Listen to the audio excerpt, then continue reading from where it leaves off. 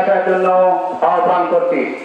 সম্মানিত এলাকাবাসী, এ পর্যায়ে আপনাদের সামনে নসিহতমূলক বক্তব্য রাখবেন শ্রদ্ধেয় উস্তাদ হযরতুল আল্লাম হযরত মাওলানা শায়খ মোহাম্মদ শরীফুল্লাহ সাহেব দামাত বরকাতুহু। আমি হুজুরকে মূল্যবান নসিহত পেশ করার জন্য সবিনয় অনুরোধ করছি।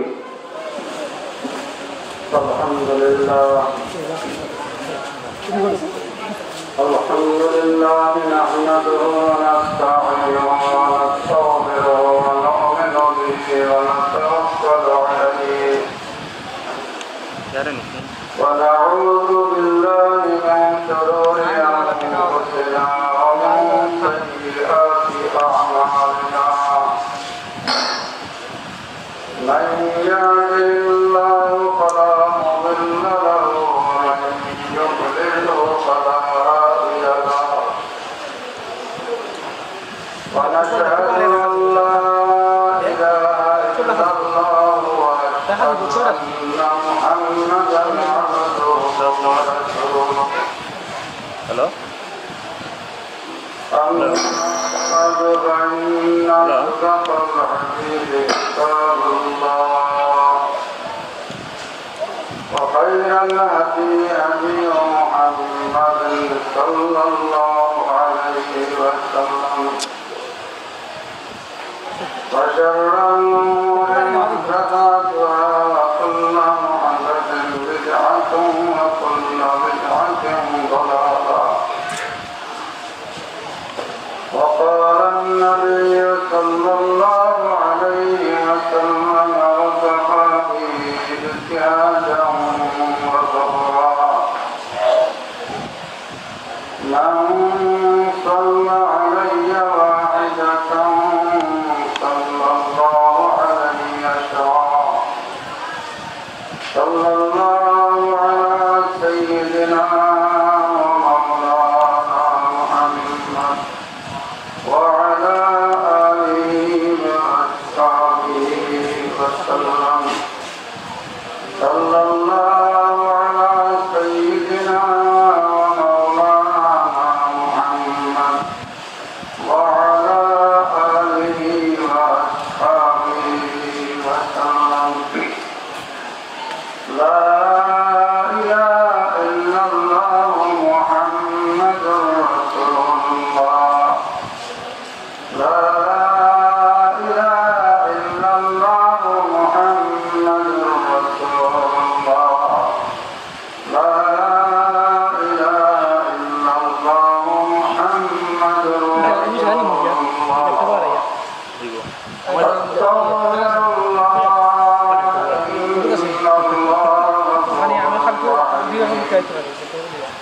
أستغفر الله إن الله غفور رحيم بلغ العلا بكماله كشف الدجى بجماله حسنت جميع خصاله صلوا عليه وآله بجيل مهزوج والسلام ومزيد لم فرقني مدام محترم حاضرین برادران اسلام اطراف और अपना और इरादा করে অনুরোধ করে আর আপনারা যুব সহল করেন তাড়াতাড়ি মজলিসের মধ্যে তশরিফ আনিল বা আনসারি সাহেব তশরিফ আনিলে তো ইনশাআল্লাহ আপনারা মজলিস আইলেও টাইম তশরিফ আনিলেবা আমি চাই নেওয়ার আগ পর্যন্ত আপনারা সামনে কিছু সময় আলোচনা পেশ করে যাতে আপনারা জমি যায় মজলিসটা আল্লাহ তাবারক ওয়া তাআলা আপনারা আমার এই সমস্ত মজলিসের মধ্যে শরীক হওয়ার তৌফিক দান করুন আমিন। এই সমস্ত মজলিস সব সময় শরীক হয় না, সব সময় মুয়স্সর হয় না, সব সময় হওয়া সম্ভব হয় না। আল্লাহ তাবারক ওয়া তাআলা যখন আমাদের নির্দিষ্ট সময় এই সমস্ত মজলিস করার তৌফিক এই কারণে এই মজলিসটাকে আমরা প্রচার করতাম, মজলিসে গুরুত্ব দিতাম আর মজলিসটাকে আমরা ফায়দা দিতাম। رسول پاک صلی اللہ علیہ وسلم حدیث اطلب العلم من المهد الى اللحد او كما قال عليه الصلاة والسلام۔ جناب رسول اللہ صلی اللہ علیہ وسلم ارشاد فرمایا তোমরা ইলম তলব করো, ইলম হাসিল করো, ইলম সংগ্রহ করো, মার বুকটাকে নেওয়া শুরু করিয়া কবর যাইয়া পর্যন্ত। ওতুলুবুল ইলমা মিনাল মা'দি ইলাল লাহদ। ইলমে তালাশ করো মার বুকটাকে শুরু করিয়া কবর যাওয়া পর্যন্ত ইলম হাসিল করো। এই হাদিসের দ্বারা বোঝা যায় ইলম হাসিল করতে হইলে শুধু নির্দিষ্ট সময় নয়, নির্দিষ্ট বয়স নয়, সারা জীবন আমরা কোরআন আর হাদিসের ইলম রে হাসিল করতাম। আর ইলমের দ্বারা, ইলমে ওয়াহির দ্বারা মানুষের দিলের অন্ধকারে দূর হয়, দিল রোশন হয়, দিল আলোকিত হয়। যে দিল আলোকিত হওয়ার কারণে মানুষের আমলের তৌফিক পায়। তলাবুল ইলমে ফরিয়দাতুন আলা কুল্লি মুসলিমিন আও মুসলিমা আও কামা ক্বালা আলাইহিস সালাতু ওয়াস সালাম। জরুরি ইলম তলব করা, হাসিল করা প্রত্যেক মুসলমান নারীর উপরে, মেয়ে পুরুষের উপরে জরুরি ইলম হাসিল করা হয়। এই ইলম আল্লাহ প্রদত্ত ইলম। এই ইলম ডাইরেক্ট আল্লাহ পাক রব্বুল আলামিন জিবরাইল আলাইহিস সালাতু ওয়াস সালামের মাধ্যমে জনাব রাসূলুল্লাহ সাল্লাল্লাহু আলাইহি ওয়াসাল্লাম এই ইলম দুনিয়ার কোন মানুষের বানায় ইলম না, বরং আল্লাহ পাক রব্বুল আলামিনের ইলম। আর এই ইলমে ওয়াহিদ হাসিল করতে উলামায়ে কেরাম, মুহাদ্দিসিনে কেরাম তারা জিন্দেগির সারা লাইফ মওত পর্যন্ত ইলমে ওয়াহিদ হাসিলের মধ্যে কাটায়া গেছেন। এই ইলম হযরত মূসা আলাইহিস সালাতু ওয়াস সালাম আর হযরত খিজির আলাইহিস সালাতু ওয়াস সালাম নৌকায় সফর করলা, তখন দেখলা একটা পরিন্দা, একটা পাখি দরিয়াটাকে উঠ ভিজাইয়া যে পানির উপর তুলছে। ইব্রাহিম আলাইহিস সালাতু ওয়াস সালামে ফরমাইলা আল্লাহ পাক রব্বুল আলামিন এই যে একটা পরিন্দা পাখির টুকরোর মধ্যে যে দরিয়াতে এক ফুটা পানি তুলছে, আল্লাহর ইলমের খাজানা থেকে তারা মখলুকাতে আল্লাহ পাক রব্বুল আলামিন পরিমাণের এক ফুটা ইলমের রোশনি দিতে। আর বাকি ইলমের খাজানা সাত সমুদ্র যে পরিমাণের বড়, এর কাছে আরো বেশি খাজানা আল্লাহর ইলমের মধ্যে রয়েছে। আর तमाम আম্বিয়া আলাইহিস সালাতু ওয়াস সালাম যে পরিমাণের ইলম দেওয়া হয়েছে, আমরা নবী জনাব রাসূলুল্লাহ সাল্লাল্লাহু আলাইহি ওয়াসাল্লাম উম্মি নবী আসলাম, যে নবী জীবনে কোনদিন লেখাপড়া করতেন না, কোন উস্তাদের কাছে, কোন টিচারের কাছে। আল্লাহ তাবারক ওয়া তাআলা হিজাব রাখতেন। আর ডাইরেক্ট জিবরাইল আলাইহিস সালাতু ওয়াস সালামের জরিয়ায় নবী করিম সাল্লাল্লাহু আলাইহি ওয়াসাল্লামের इल्म वही कुरान शरीफ दान करছেন और हजरत नबी करीम सल्लल्लाहु अलैहि वसल्लम ने फरमाया ओतीतु इल्म अल-अव्वलीन वल-आखिरीन अल्लाह पाक रब्बुल आलमीन ने अव्वल आखिर और तमाम इल्म अल्लाह पाक रब्बुल आलमीन ने अता फरमाया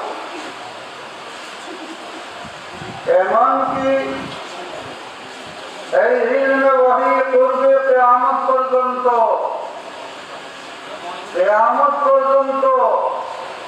নবী 1400 বছর আগে দুনিয়া থেকে তশরীফ নিতেন কিন্তু আল্লাহ পাক রব্বুল আলামিন আমরা নবী জনাব মুহাম্মদুর রাসূলুল্লাহ সাল্লাল্লাহু আলাইহি ওয়াসাল্লাম এর সমস্ত ইলম আল্লাহ তাআলা জানাই দিয়েছেন পূর্বে কিয়ামতের সময় কিতা ঘটিব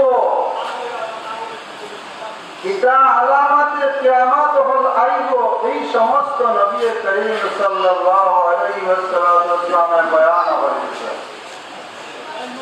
হযরত আলী রাদিয়াল্লাহু তাআলা আনহু থেকে riwayat قال رسول الله صلى الله عليه وسلم يوشك أن يأتي على الناس زمان لا يبقى من الإسلام إلا اسمه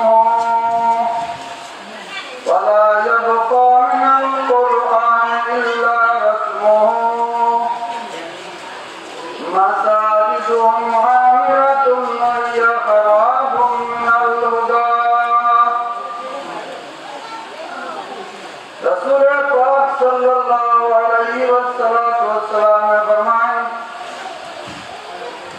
یوشک ان یاتی علی الناس زمان ان قریب زمانہ آئیب و تمہارا سامنے یہ زمانہ مجھے لا یبقى من الاسلام الا رسمه اسمه इस्लाम और मुसलमानी एक नाम के वास्ते बाकी रखो मुसलमान की जिनिस सारा विश्ववासी देखिए मुसलमान वांतुमुल अअलाउना इन कुंतुम मुमिनीन अल्लाह पाक रब्बुल आलमीन ने इरशाद फरमाया हे मुमिन हो তোমরা সারা দুনিয়ার উপরে তোমরা মাথা উঁচু করে কাঁপবায় তোমরা জান সবথেকে ইজ্জতটা হো মুসলমান লাগে কোরআন শরীফের আয়াতের মতলব এক আয়াতের মানা ওখানে হইল এই দুনিয়ার মধ্যে আল্লাহ পাক রব্বুল আলামিন যা কিছু দিয়েছেন এই সমস্ত মুসলমান হলকে দান করতেন আর মুসলমান হল সুফাইলে মুসলমান হলর বরকতে গয়র মুসলিম হলে এই নিয়ামত হল মুখ করতে কোরআন শরীফের এক আয়াতের তর্জমা হইল যে আমি তোমরা এই সমস্ত নিয়ামত হল দিছি সমস্ত মুমিন হলর লাগে দান করছি এই মুমিন হলর সুফাইলে গয়র মুমিন হলে গয়র মুসলিম হলে খাইরা যতক্ষণ পর্যন্ত মুসলমান দুনিয়া থাকতে নাই কোন কাফির আল্লাহ তাআলা কোন নিয়ামত দিতে নাই সমস্ত আল্লাহ তাআলা মানা করে দিবা লা তাকুমুস সাআতু হাত্তা ইয়াকুলা ফিল আরদি আল্লাহ আল্লাহ আও কামা ক্বালা আলাইহিস সালাতু ওয়াস সালাম रसूल पाक सल्लल्लाहु अलैहि वसल्लम ने फरमाया क़यामत कायम होइतो ना अल्लाह पाक रब्बुल आलमीन ने दुनिया रे ধ্বংস করতে নাই আসমান বাকি থাকবো জমিন বাকি থাকবো সূর্য বাকি থাকবো চন্দ্র বাকি থাকবো সারা জাহান রে বাকি রাখি দিবা যতক্ষণ পর্যন্ত একজন মুসলমান দুনিয়ার মধ্যে আল্লাহ আল্লাহ হনেওয়ালা বাকি থাকবো সারা দুনিয়ার মানুষ যদি কাফির হয়ে যায় সারা জাহানের মানুষ যদি কাফির হয়ে যান আর শুধু একজন মানুষ বাকি আছে আল্লাহ আল্লাহ আল্লাহ আল্লাহ আল্লাহ আল্লাহ আল্লাহ আল্লাহ আল্লাহ আল্লাহ আল্লাহ আল্লাহ একজন মানুষও যেদিন বাকি থাকে এই দুনিয়ার রূহ আর জান বাকি রয়ে গেছে যে সময় পর্যন্ত একজন মানুষও দুনিয়ার মধ্যে বাকি থাকতো না তখন আল্লাহ রাব্বুল আলামিন আসমান জমিনে সারা কায়নাতে বাকি রাখতো না সমস্তরে বানা করে দিবা যেহেতু যার উদ্দেশ্যে আল্লাহ পাক রব্বুল আলামিন এই সারা নিয়ামত দান করে এই সমস্ত মুসলমান যখন নাই লাহাজা এই দুনিয়ারে আল্লাহ পাক রব্বুল আলামিন বাকি রাখতো না সমস্ত ধ্বংস হয়ে লাহাজা মুসলমান সাহাবায়ে কেরাম হল আইমায়ে মুজতাহিদিন হল যারা সত্যিকারের মুসলমান আসলা তারা সারা দুনিয়ার ওই মুসলিম উপরে ঢাইতা আর যে সময় মুসলমান ইসলামের উপরে মজবুত থাকবা তখন সমস্ত কাফির উপরে ঢাইবা আর যে সময় মুসলমান হল তার ইসলামটাকে হরি যাইব তখন কাফির হল ডর আর ক্ষোভ হরি যাইব কি এমন এক জমানা আইবা লা ইয়াবকা মিনাল ইসলাম ইল্লা ইসমুহু আল্লাহ রাসূল সাল্লাল্লাহু আলাইহি ওয়াসাল্লাম ফরমাইলেন এমন এক জমানা আইব মুসলমান হল বললাম জেলা বন্যা দিলে বন্যা পর্যন্ত বন্যা যদি হয় আর যে সময় বন্যা হয় এই সময় যখন যেন ছোট ছোট লাকড়ির সুমা টানা পানি উঠে পাকাইয়া লইয়া যায় আল্লাহ নবী বনমাইয়া মুসলমান হল বাসিবা কোনো হাইসিয়ত থাকতো না সাহাবা বলে জিজ্ঞাসা করল ইয়া রাসূলুল্লাহ সাল্লাল্লাহু আলাইহি ওয়াসাল্লাম এটা এই সময় মুসলমান কম হইবানি আল্লাহ রাসূল ফরমাইলেন না মুসলমান কম হইছে না বহুত বেশি হইবা বলে কারণ কিটা আল ওয়াহন ফাকরাহিয়াতুল মাউত তার মধ্যে হুব্বুত দুনিয়া দুনিয়ার মহব্বত তৈরি হবে যে দুনিয়ার মহব্বত করার কারণে তারা কোনো হাইসত থাকতো না আর মৌতটা কি মৌত ডর আর ক্ষোভ তার মধ্যে থাকতো না মৌত চাইতো না এটা লিহাজা মুসলমান যে সময় ইসলামের উপরে মজবুত থাকবো কত সময় পর্যন্ত মুসলমানের শান বাকি থাকবো আর যেই মুসলমান ইসলাম শুধু নাম মাত্র থাকবো রূহ আর জান থাকতো না এই সময় মুসলমানের কোনো হাইসিয়ত থাকতো না এই কারণে নবী করিম সাল্লাল্লাহু আলাইহি ওয়াসাল্লাম ইরশাদ ফরমায়া লা ইয়াবকা ইসলাম ইল্লা ইসমুহু মুসলমান শুধু নাম মাত্র বাকি থাকবো এক কাফিরে নামাজ পড়ে না মুসলমানও নামাজ পড়তো না এক কাফিরে রোজা রাখে না এক মুসলমানও রোজা রাখতো না এক মুসলমান এক কাফিরে শরাব খায় মুসলমানও শরাব খাইব এক কাফিরে জুয়া খেলায় এক মুসলমানও জুয়া খেলায় এক কাফিরে হারামের মধ্যে মুবতলা হয় মুসলমান হারামের মধ্যে মুবতলা হয় নাম মাত্র ইহুদি এক গুরু আসলা নাসারা এক গুরু আসলা এটা দিনত লগে তার কোনো সম্পর্ক নাই বরং তারা শুধু নাম বাকি রয়েছে এইরকম মুসলমান হওয়ার এক জমানা আইব যে জমানার মধ্যে খালি নাম বাকি থাকবো ইসলামের নাম বাকি থাকবো রূহ আর জান বাকি থাকতো না লা ইয়াবকা ইসলাম ইল্লা ইসমুহু লিহাজা এমন এক জমানা আইব রাসূল সাল্লাল্লাহু আলাইহি ওয়াসাল্লাম ফরমাইলা এমন এক জমানা আইব যে জমানার মধ্যে তোমাদের নওজওয়ান হল খারাপ হয়ে যাবা যে জমানার মধ্যে তোমাদের আওরত হল খারাপ হয়ে যাবা আজ বহু জমানা আইয়া পৌঁছিছে এক গড় মুসলমানের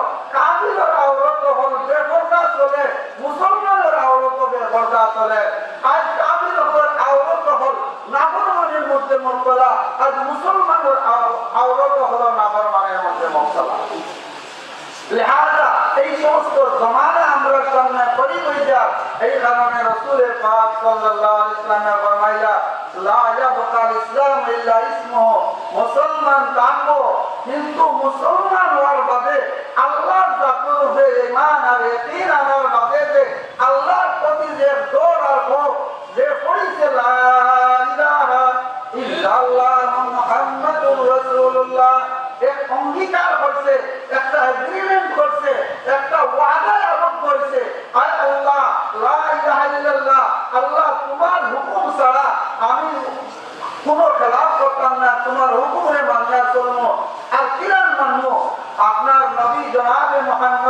রাসূলুল্লাহ সাল্লাল্লাহু আলাইহি ওয়াসাল্লামের জানান আমারে কইয়া গেছেন আমরারে ওলা আমরা তোমারে মানি লিহাযা এই অঙ্গীকার করছি আমরা এই অঙ্গীকার কতটুকু বাকি রয়েছে আজ দেখা যায় মুসলমান হওয়ার বাদেও নাফরমানি করে মুসলমান হওয়ার কারণে গর মুসলিমের আচরণ করে মুসলমান হওয়ার কারণে দেখা যায় হে মুসলমানের লেবাস পছন্দ করে না গর মুসলিমের লেবাসের পছন্দ করে लिहाजा नबी करीम सल्लल्लाहु अलैहि वसल्लम फरमाया ला यबका इस्लाम इल्ला इस्मुहु दूसरा नंबर फरमाया ला यबका कुरान इल्ला रस्मुहु कुरान बाकी থাকতো कुरान শুধু তার রসুম বাকি থাকবো কুরআনের আলফাজ হল বাকি থাকবো আবিদে কুরআন হল বহুত হইবা আর কুরআন বহুত সুদা সাদা করে পড়িবা ও সুদা করে ধরিবা কিন্তু কোরআনের আসল খবরের মধ্যে পড়ে কিনা কোরআনের যে একটা আসর আছে কোরআনের যে একটা হকঠাক কামি রাখলে দৌড়াইতো যে মুসলমান হয়ে কোরআন পড়লে তারা দিল পরিবর্তন হয় এল্লাহি তারা আবু তালিবের কাছে যা কইতো যে মুহাম্মদ সাল্লাল্লাহু আলাইহি ওয়াসাল্লামের কথা কোরআন শরীফ জুড়ে পড়িতা না আবু বকর ওমর এলা সাহাবাকে কোরআন শরীফ জুড়ে পড়তা না কোরআন শরীফ জুড়ে পড়লে তারা কবরের মধ্যে আসর হয়ে যায় ওইজা তুলিয়া আলাইহিম আয়াতুহু যাদাতুহুম ঈমানা কোরআন শরীফের তিলাওয়াতের দ্বারা ঈমান তাজা হয় আর নবী করিম সাল্লাল্লাহু আলাইহি ওয়াসাল্লাম রে আল্লাহ পাক রব্বুল আলামিন দুনিয়ার পাঠানির সর্বপ্রথম মকসদ হইল যে মুসলমানের ঘরে ঘরে কোরআনের তিলাওয়াত জানিত যে কোরআনের তিলাওয়াতের দ্বারা মুসলমানের দিলের গুনাহ জাঙ্গা দূর হইল রাসূল পাক সাল্লাল্লাহু আলাইহি ওয়াসাল্লাম ফরমান লিকুল্লি শাইইন সাকারাতুন ওয়া সাকারাতুল কলবি যিকরুল্লাহ প্রত্যেক মুসলমানের দিলের মধ্যে মুমিনের দিলের মধ্যে গুনাহর কারণে দাগ লাগে আর এই দাগ ছুটাইবার ঔষধ হলো আল্লাহর জিকির আর আফযলুল যিকরি তিলাওয়াতুল কুরআন সবথেকে আফযল জিকির হলো কোরআন শরীফের তিলাওয়াত যে মুসলমানের ঘরে ঘরে কোরআন শরীফের তিলাওয়াত হইতো এই কোরআন শরীফের তিলাওয়াতের দ্বারা মুসলমানের দিলের দাঙ্গা দূর হইতো আর যত বেশি দিল লাগাইয়া কোরআনের আসরে তার অটোমেটিক দিল নরম হয়ে যাবে বরং কোরআন শুরু করব তিলাওয়াত ঘরে ঘরে তিলাওয়াত শুরু হইব নবী করিম সাল্লাল্লাহু আলাইহি ওয়াসাল্লামের যে আল্লাহ পাক রব্বুল আলামিন যে মকসদে দুনিয়া পাঠাইছিলা কোরআন শরীফের তিলাওয়াত জানি কবি সাহাবায়ে কেরাম হলে কোরআন শরীফের তিলাওয়াত জানি বলি কিয়া গেছেন যে এই কারণে মুসলমানে কোরআন শরীফের তিলাওয়াত করত আর এই তিলাওয়াতের দ্বারা মানুষের কলব নরম হইব আর শুধু তিলাওয়াতের কলব নরম না বরং শুরু করব যে সময় আলিফ লাম মিম যালিকাল কিতাবু লা রাইবা ফিহি কোরআন শরীফের তিলাওয়াত শুরু করব সাথে সাথে আল্লাহর পক্ষ থেকে ফেরেশতাদের রহমত আর সাকিনা নাযিল করা শুরু করে দেন এক সাহাবী তালিবান হুসাইন ইবনে হুসাইন রাদিয়াল্লাহু তাআলা আনহু কোরআন শরীফ তিলাওয়াত করা কানবরের সামনে উঠে একটা বান্দা তিলাওয়াত করে আর মুখে খালি ফাল আরম্ভ হয় বাদরদিন নবী করিম সাল্লাল্লাহু আলাইহি ওয়াসাল্লাম খিদমতর যা কইলে ইয়া রাসূলুল্লাহ আমি কোরআন শরীফ তিলাওয়াত করলে আমার মুখে দেখা যায় ফালাবানি শুরু করে দেয় কারণ কিটা আল্লাহ রাসূলের ফরমাইলা তুমি যে সময় তিলাওয়াত করো আল্লাহর পক্ষ থেকে নূর আর রহমত নাযিল হয় দেখো মুখে উঠে ফালানি আরম্ভ করে লিহাযা কোরআন শরীফের তিলাওয়াত মুসলমানের ঘরে ঘরে হইতো আর এই তিলাওয়াতের আসরটা হইতো যথেষ্ট পর্যন্ত দিল লাগাইয়া আদবের রিআয়াত করিয়া কোরআন শরীফ তিলাওয়াত করাইব এই কোরআনের মধ্যে আসল প্রয়োজন হইব আল্লাহ পাক রব্বুল আলামিন আপনারে আমারে কোরআন শরীফের তিলাওয়াত করার তৌফিক দান করুক আর তিসরা নম্বর ফরমাইলেন নবী মাসাজিদুহুম আমিরাতুন ওয়া হিয়া খারাবুম মিনাল হুদা মসজিদ হল বড় সুন্দর সুন্দর হইব মসজিদ বিল্ডিং হল হইব বড় জায়গ হল লাগাই হইব বালা বালা কার্পেট হল হইব আর বড় বড় এসি হল লাগাই হইব যত সাজসজ্জা হইব কিন্তু নবী করিম সাল্লাল্লাহু আলাইহি ওয়াসাল্লাম ফরমাইলা মাসাজিদুহুম আমিরাতুন ওয়া হিয়া খারাবুম মিনাল হুদা এটা মসজিদের মধ্যে হেদায়েত থাকি বিরান থাকবো হেদায়েত কিনা মসজিদের মধ্যে যাইব নামাজ পড়িব কিন্তু তার দিল আল্লাহর দিকে কতটুকু থাকবো এই নাম আর নবুর মতো হয়েছিল গিয়া এই রোহানিয়ত দিলটাকে হয়ে যাইব কি যার কারণে মসজিদের গিয়া আসবে যে আল্লাহর সঙ্গে যে তাল্লুক যুক্ত আছে এই তাল্লুকটা থাকতো না দিল চাইতো না মসজিদগুলোতে বইতে নামাজ কোনো সুরত করবো আর চাইবো লোকে লোকে বাড়িয়ে যাইতো কি কিন্তু মুমিনের কাম হইল মসজিদে গিয়া আসলে তার মুমিনের কাম হইল যে মসজিদে গিয়া আসলে মসজিদে আমারে ছাড়েন না আমি বাড়ি যাইতে দেন না আমারে মসজিদে আমার আল্লাহর সঙ্গে তাল্লুকে আমারে সরাইয়া দেন না আল্লাহর জিকিরে আমারে রাহুল করতে দেন না আমার দিল আল্লাহর দিকে দাবি কর আমার দিলে চাই না দুনিয়ার এই ঝামেলার মধ্যে বাড়ি যাইতাম কিন্তু দুনিয়ার জরুরিয়াতে জিন্দগি আল্লাহ পাক রব্বুল আলামিন আমরার উপরে চাপাইয়া দিছেন ও কারণে আমরা বাড়ি আইতো আল্লাহ পাক রব্বুল আলামিন হুকুম করছেন ফাইদা কুদিয়াতিস সালাত ফান্তাশিরু ফিল আরদি ওয়াবতাগু মিন ফাদলিল্লাহ ওয়াজকুরুল্লাহ কাসীরান লাআল্লাকুম তুফলিহুন তোমরা নামাজের সময় শেষ হয়ে যায় জুম্মার নামাজ শেষ হয়ে যায় বিজনেস চালিয়ে আইছো তিজারত চালিয়ে আইছো লিহাজা নামাজ শেষ হয়ে গেছে কি যাও তোমরা রিজিক তালাশ করো কিন্তু আল্লাহরে ভুলিও না আল্লাহর জিকির তোমরা দিলের মধ্যে রাখো আল্লাহর চরণ তোমরা দিলের মধ্যে রাখো লিহাজা মসজিদে হইব কিন্তু মসজিদের মধ্যে দিল লাগানি বড় জরুরি হইল আজ তবলিগ দিলওয়াত গেলে দিল বদল করে না ভালো লাগে না ভাই তবলিগ জমাত মসজিদে গিয়া একটা দেখো না করে তারা কিটা করে রাসূলের সুন্নতের খেলাফ চিন্তা করে না দুনিয়ার গান গায় না দুনিয়ার মাত মাতে না দুনিয়ারই কোনো বিজনেসের মাত মাতে এখনই চেষ্টা করে দেখো তবলিগ জমাতে কিটা করে আজ দুনিয়ার মধ্যে রাসূল সাল্লাল্লাহু আলাইহি ওয়াসাল্লামের সুন্নতকে প্রতিষ্ঠা করবার লাগি তার ব্যক্তিগত জীবন তার পারিবারিক জীবন তার সামাজিক জীবন কায়েম করবার লাগি প্রতিষ্ঠিত করবার লাগি রাসূলের সুন্নতের মোতাবেক এই ট্রেনিং দেওয়ার তবলিগের মাধ্যমে একবার তো যাও তবলিগের গিয়া দেখো 3 দিন লাগাইয়া 4 দিন লাগাইয়া লিহাজা আজ টুটা কিছু খিদমত করে তবলিগে যে মানুষের দিল জিকিরের দিকে খেয়াল রাখতো মানুষের দিল নামাজের মধ্যে খেয়াল রাখতো এর লাগে কত জমার পয়সা والذين هم في صلاتهم خاشعون মুমিনের পয়লা নম্বর সিফত হইল কি মুমিনের পয়লা নম্বর সিফত হইল কি আল্লাহ বলে নামাজের মধ্যে খুশু পয়দা হইব আল্লাহর ডর পয়দা হইব নামাজে পড়াইলে এমন তাল্লুক লাগবো আল্লাহর নবীর বলে সবটাকে আমার দিল টানতে হইল নামাজ আমি আমার আল্লাহর সামনে দাঁড়াবো এটা কি মজার কোনো জিনিসের মধ্যে রাসূল সাল্লাল্লাহু আলাইহি ওয়াসাল্লাম ফরমাইলে আমার উম্মতের সবটাকে পয়লা আলামতে কিয়ামত মধ্যে এইটা আলামতে কিয়ামত সবটাকে পয়লা আমার উম্মতের দিলটা কি এই খুশুরে উঠাই দেওয়া যার দিলের মধ্যে মসজিদের মধ্যে গেলে যার দিলের মধ্যে আল্লাহর ডর আছে খৌফ আছে হে কিতাব পূজা লিয়া মুতল্লিগিরি লিয়া সেক্রেটারিগিরি লিয়া কমিটি লিয়া লড়াই করবনি কোন সময় করতো না কিন্তু আল্লাহর ডরটা সাথে লড়াই করতো না মাসাজিদ ও মাআমিরাতুন ওয়া খারাবুন মিনাল্লাহ আর কোন মসজিদ যদি নয় আর কেউ যদি অফ করিয়া না দেয় কোন মসজিদ সেই মসজিদ হইতো না মসজিদ হইতে হইলে অফ করিয়া আল্লাহর নামে দিলেই চলব যত সময় তো দিছেন না অত সময় তো মসজিদ নাম পাওয়া যায় মসলা হল আল্লাহ তাবারক ওয়া তাআলা আপনারা আমাদের পূজা প্রদান করবা ওয়া আখির দাওয়ানা আলহামদুলিল্লাহি রাব্বিল আলামিন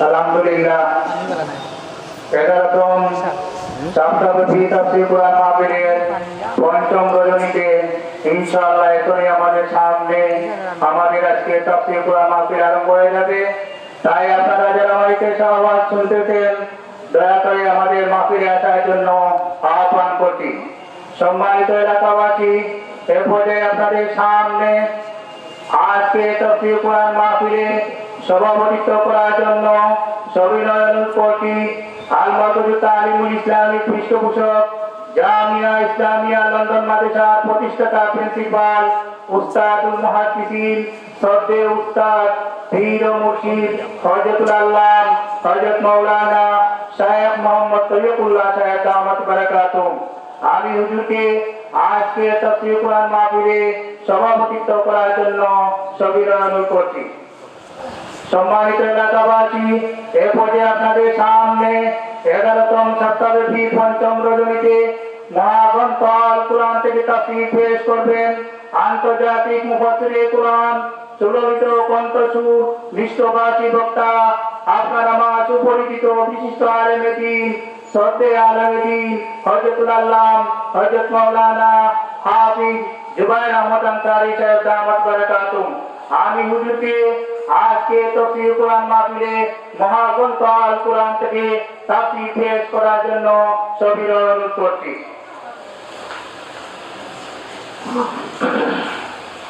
السلام عليكم ورحمة الله. الحمد لله نحمده ونستعينه ونستغفره ونؤمن به ونتوكل عليه ونعوذ بالله من شرور أنفسنا ومن سيئات أعمالنا. من يهده الله فلا مضل له ومن يضلله فلا هادي له. ونشهد أن لا إله إلا الله وحده لا شريك له. ونشهد أن سيدنا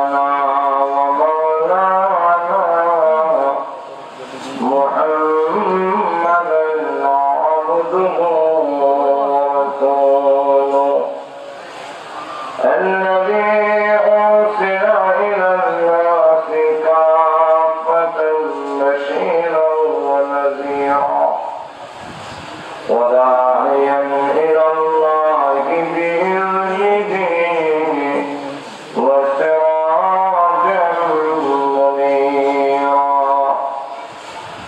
أما بعد فقد قال الله تعالى في كلامه المجيد وفرقانه الحميد. أعوذ بالله من الشيطان الرجيم. بسم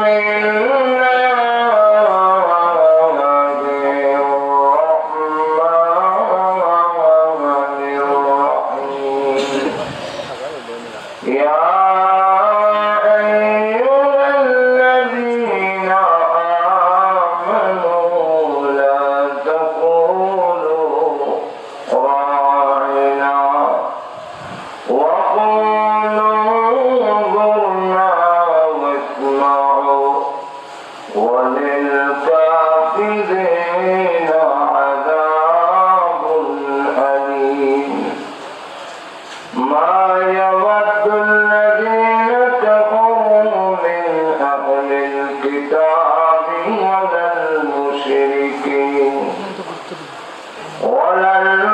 المشركين أن ينزل عليكم من خير من ربكم والله يختص برحمته من يشاء والله ذو الفضل العظيم. بارك الله لنا ولكم في القرآن العظيم ونفعنا وإياكم بالآيات والذكر الحكيم. صلى الله على سيدنا ومولانا محمد وعلى آله وأصحابه وسلم. صلى الله على سيدنا ومولانا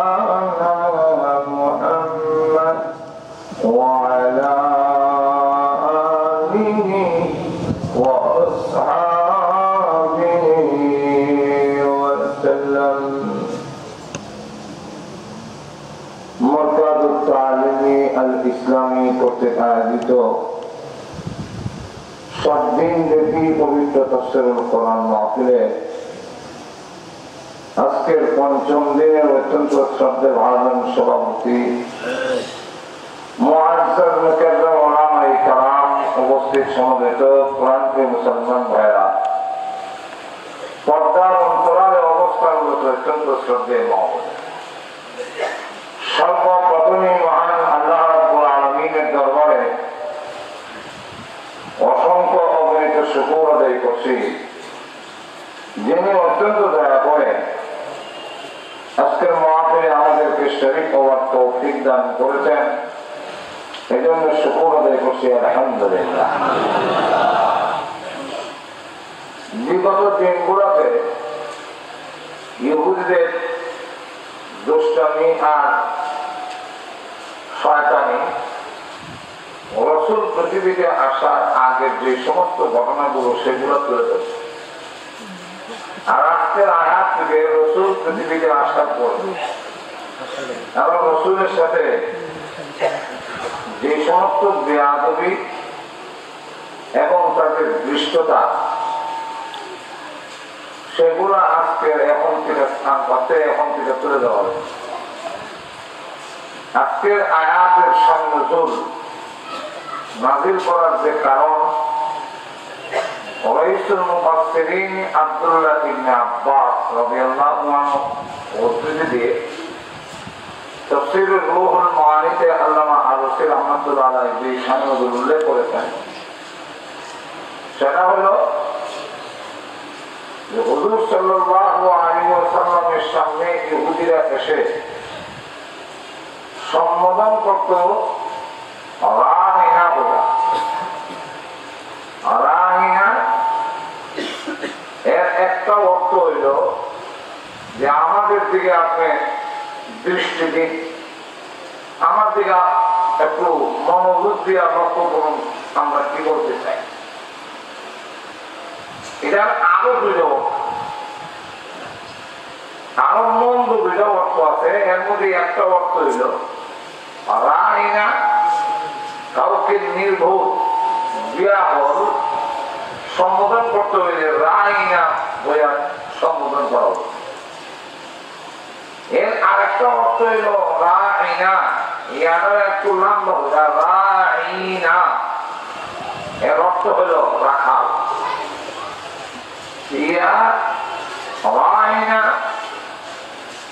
ইহুদিরা বলতো তারা বিক্রির উদ্দেশ্য ছিল রাসূলকে রাহিনা সম্বোধন করার অর্থ হইল নির্ভুল।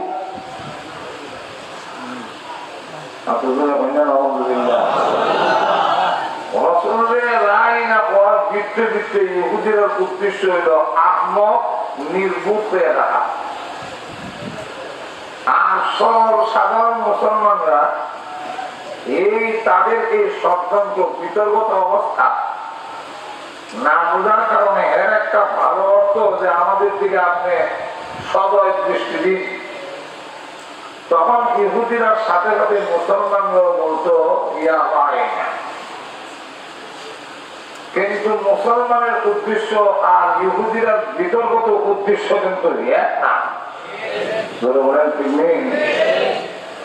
আল্লাহ রাব্বুল আলামিন এই বিতর্কত অবস্থাটা প্রকাশ করে দিয়ে বলেন, আল্লাহ আহ্বান করলেন ইয়া আইয়ুহাল্লাযীনা আমানু, মুসলমানরা ঈমানদারভাবে রাসূলকে রাহিনা বলে সম্বোধন করত। এদের উদ্দেশ্য বিতর্কত অবস্থাও ভালো, তারা ভালো অর্থ মনে করেই রাসূলকে আহ্বান করত। এই কারণে মহান আল্লাহ রাব্বুল আলামিন এই আয়াতে উল্লেখ করার সময় সেই দুষ্ট প্রকৃতি যাদের উদ্দেশ্য ভালো না, এনার কথা আনছি না এনে ঈমানদারকে লক্ষ্য করে আহ্বান করে বলেন ইয়া আইয়ুহাল্লাযীনা আমানু। এটা অত্যন্ত সম্মান সূচক একটা আহ্বান যে ও ঈমানদার, এই ইমানদারকে আহ্বান করা, এটা ইমানদারের সম্মান এবং ইমানদারের যে মান মর্যাদা তা আল্লাহ রাব্বুল আলামিন সেখানে পেশ করে ইয়া আইয়ুহাল্লাযীনা আমানু হয়ে আহ্বান করছেন। উম্মতে মুহাম্মদী এদের যে সম্মান, এদের যে ইজ্জত, এটা আল্লাহ বহাল রেখে আহ্বান করছেন ইয়া আইয়ুহাল্লাযীনা আমানু, হে ঈমানদার। এই ঈমানদার আহ্বানটা অত্যন্ত সম্মানিত। তাওরাতের মধ্যে বিভিন্ন জায়গায় ইহুদিরা আল্লাহ সম্বোধন করছেন ইয়া আইয়ুহাল মাসাকিন বলে, হে ফকিরের দল, হে দরিদ্রের দল। কিন্তু মুমিন ঈমানদারকে উম্মতে মুহাম্মদীকে কোথাও ইয়া আইয়ুহাল মাসাকিন, হে মিসকিনের দলরা, হে ফকিরা, কাঙ্গালের দল হয়ে কোনো সময় আল্লাহ ডাকতেন না। এটাই হলো মুমিনের ইজ্জত আর সম্মান, যে আল্লাহ রাব্বুল আলামিন তাদেরকে ঈমানদার বলে আহ্বান করে বলেন ইয়া আইয়ুহাল্লাযীনা আমানু লা তাকুলু রাঈনা, হে ঈমানদাররা তোমরা আর কখনো রাঈনা হয়ে দেখো না। তোমরা যখন সম্বোধন করা এবং রাসূলকে তোমাদের দিকে সবাই দৃষ্টির জন্য বলতে হয়, তোমরা বলবে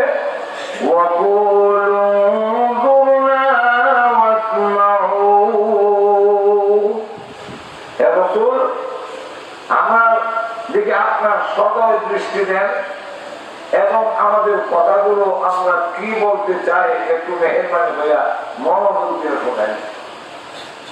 এইভাবে তোমরা আহ্বান করো। এখন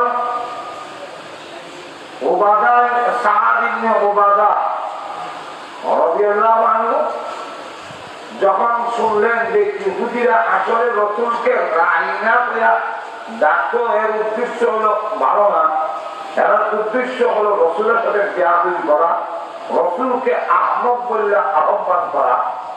তখন উবাদা ইবনে সামিত জানতে পেরে বললেন, যদি আর কোন লোক রাসূলকে রাঈনা করে আহ্বান করে তাহলে আমি তাকে হত্যা করে দেব। যে রাসূল সাল্লাল্লাহু আলাইহি ওয়াসাল্লামকে এই অপমান করে আহ্বান করবে, এটা আল্লাহ বরদাস্ত করে না এবং কোন মুমিন রাসূলের অপমান বরদাস্ত করতে পারে না। আল্লাহ রাব্বুল আলামিনের কাছে রাসূলের শানে বেয়াদবি করা এটা অসহনীয় ব্যাপার। আল্লাহ রাব্বুল আলামিন রাসূলকে অপমান করা কোনদিন বরদাস্ত আপনাদের করে না। রাসূল সাল্লাল্লাহু আলাইহি ওয়াসাল্লামকে অপমান করা, রাসূলকে আহমক বলা, রাসূল সম্পর্কে কটূক্তি করা, এটা কিন্তু ইসলামকে অমান্য করারই নামাঙ্ক। রাসূল সাল্লাল্লাহু আলাইহি ওয়াসাল্লামের প্রতি ভক্তি, শ্রদ্ধা এবং মহব্বত, ভালোবাসা, এটা ইসলামকে ভালোবাসা, আল্লাহকে ভালোবাসা। রাসূলকে মহব্বত করলে আল্লাহকে মহব্বত করা হয়, ইসলামকে মহব্বত করে। যারা রাসূলকে নিয়ে কটূক্তি করে, রাসূলকে নিয়ে ব্যঙ্গ করে, আসলে প্রত্যাখ্যান করে, তারা ইসলাম সহ্য করতে পারে না। এই কারণে রাসূলকে কটূক্তি করে।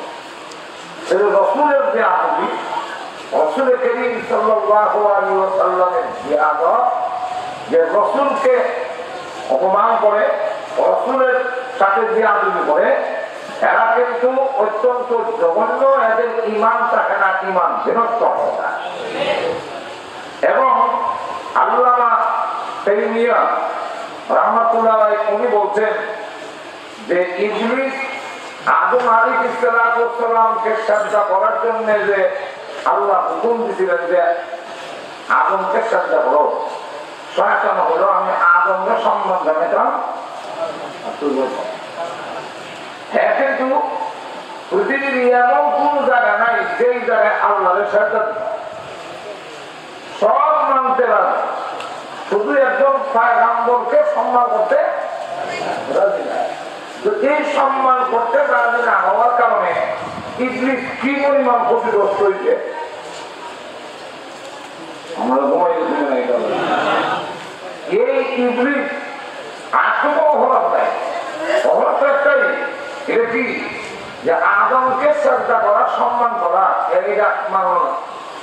আমি আদমের শ্রদ্ধা করতাম পারতাম না, আদমের সম্মান করতে পারতাম না। এই সম্মান করতে না পারার কারণে ইবলিস আর আল্লাহর প্রিয় বান্দার দিকে রয়েছিলেন আল্লাহর রহমত থেকে বঞ্চিত হয়ে যায়। আল্লামা ইবনে তাইমিয়া বলেন আদম আলাইহিস সালামকে সাজদা করার জন্য সম্মান করার জন্য বলল, আমি তার ইবলিস করলো না, এতেই পরিমাণ অপরাধী, এতেই পরিমাণ বেয়াদব হয়েছে, এতেই পরিমাণ আল্লাহর রহমত থেকে বঞ্চিত হয়েছে। বিশ্বনবীকে যেন সম্মান করে না, বিশ্বনবীকে এই লোকটা মিস্টার ইবলিস থেকে আরো সমুন্নত। এমন লক্ষ্য করে দেখেন রাসূল কারীম সাল্লাল্লাহু আলাইহি ওয়াসাল্লামের শান মর্যাদা সাথে যদি কেউ একটু হেও করে এর ঈমান থাকে না। আর তো বলে তারা যতই দাবি করুক যে আমি খুব পাক্কার ইমানদার, সে কখনো আর ইমানদারের খাতায় নাম থাকতে পারে না। রাসূল সাল্লাল্লাহু আলাইহি ওয়াসাল্লামকে এজন্য আল্লাহ রাব্বুল আলামিন মুমিন ইমানদারকে জানায়া দিলেন যে তোমরা এখানে কাফেরদের সাথে সাথে ইহুদিদের সাথে সাথে তোমরা না হইও না, তোমরা তো উদ্দেশ্য বলা, কিন্তু সেই কথা উদ্দেশ্য বলা না। এখানে থেকে তফসিলের কুতুবের মধ্যে একটা বিধান আনছেন, কোন কাজ যদি দেখা যায় ভালো কিন্তু এটার মত যদি খারাপ হয় তাহলে এই ভালো কাজটাও খারাপ হয়ে যায়, ভালো হয় না। খামরা ভাড়া কিন্তু মত ভাড়া না। এই জাতীয় কালো আর ভালো থাকে না, সেটাও খারাপ হয়ে যায়। লক্ষ্য করে দেখেন এখানে বিস্তারিত আবার আলোচনা করতে গেলে অনেক লম্বা সময় যে সাহাবাই কেরাম বিশ্ব নবীর শানের কোন খেলাপ হবে এমন কাজ সাহাবাই কেরাম বরদাস্ত করেন না। বিশ্ব নবীকে কটূক্তি করলে সাহাবাই কেরামের গায়ে আগুন লেগে যায়, সেটাই হলো সত্যিকার মুমিনের পরিচয়। আপনি যে একজন পরিপূর্ণ মুমিন তখনই পরিপূর্ণ মুমিন হবেন যদি রাসূলকে কটূক্তি করলে, রাসূলকে অপমান করলে, রাসূলের শানের কোন বেয়াদবি করলে আপনার অন্তরে যদি আঘাত লাগে তাহলে বুঝতে হবে আপনার ঈমান পরিপূর্ণ। আর যদি রাসূলকে কটূক্তি করলে আপনার আঘাত লাগে না, আপনি যতই নিজেকে মুসলমান দাবি করবেন আল্লাহর কাছে পরিপূর্ণ মুসলমান থাকতে পারবেন না। তাহলে আমরা কেন রাসূলকে কটূক্তি করলে আমরা গরম হয়ে উঠে ফেলি যে আমরা ঈমানের দাবি, আর বলে কি দাবি? ঈমানের দাবি। হযরত আলী রাদিয়াল্লাহু আনহুর সামনে এক ইহুদি রাসূলকে একটু কটূক্তি করছে, হযরত আলী রাদিয়াল্লাহু আনহু দিল করলেন না, সব সময় কথা বললেন। ধরে তাকে যখন জমিনে হারাই দিলেন, গজব হইলেন যে আমার রাসূলকে অপমান করবে, এটা সহ্য করতে। তারা যখন জমিনে হারাইছে, হ্যাঁ ভাবলো যে এখন তো আমার কাজে তো আমি যদি হযরত আলীরে আর খুব গুসা নাকটা বেশি চুলাই দিতাম পারি তাহলে তাড়াতাড়ি খালি দেবো কষ্ট কম। হযরত আলীর চেহারা বরাবর থুতু মারি, কিন্তু আমরা তো এই সময় আরো গুসা বেশি উঠি। হযরত আলী রাদিয়াল্লাহু আনহু গুসা উঠছে না এরকম না, ওনারও রাগ উঠছে, কিন্তু উনি তাকে বললেন যে আমি তো কোনো ঘটনা না মাফ করে দিলাম, করতাম না। তুমি আমাকে ধাক্কা মারা করে নিচে ফেলাইয়া জব করবার টাইমে এখন আমি আরো টুকু দিলাম, এখন তো ফেলে দিলাম, আর আরো জব হতাম ফেলে দিলে এখানে। হযরত আলী রাদিয়াল্লাহু আনহু বলেন তোরে যে ধাক্কা মারা দোষিলাম, তুই আমার রাসূলকে কটূক্তি করার কারণে দোষিলাম, কিন্তু তুই যেই মাত্র আমার চেহারার মধ্যে টুকু মারি দিত তখন আমার টুকু হল।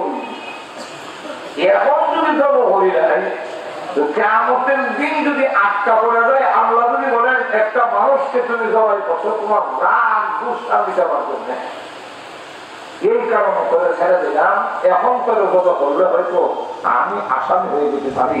আমরা সাহাবায়ে কেরাম আল্লাহ এবং তার রাসূলকে একমাত্র নিঃস্বার্থভাবে ভালোবাসি, ব্যক্তি কোনো স্বার্থের জন্য নয়। হযরত আবু বকর সিদ্দিক রাদিয়াল্লাহু আনহুর মতো সাহাবী অত্যন্ত নরম, কিন্তু যখন আয়াত নাযিল হলো লিমাল্লাযী ইউকরিদুল্লাহ কারদান হাসানা, কে আছে এমন যে আল্লাহকে কর্জে হাসানা দিবে, এই আয়াত নাযিল হওয়ার পরে এক ইহুদি আর এক ইহুদিকে শোনায় শোনায় দূরে দূরে বলে আবু বকর সিদ্দিককে শোনায়, শুনছিলাম শুধু মুহাম্মদ ফকির দরিদ্র, এখন যদি মুহাম্মদের আল্লাহ ফকির, কিভাবে তুমি এই যে আয়াত নাযিল হলো কোরআনের আয়াত দিলে লিমাল্লাযী ইউকরিদুল্লাহ কারদান হাসানা, কে এমন আছো যে আল্লাহকে কর্জে হাসানা দিবে, তো এই তো ওই ব্যক্তি চায় যার অভাব। ইয়াতে বুঝা যায় মুহাম্মদের আল্লাহ অভাবী, আপনাদের বোঝা আছে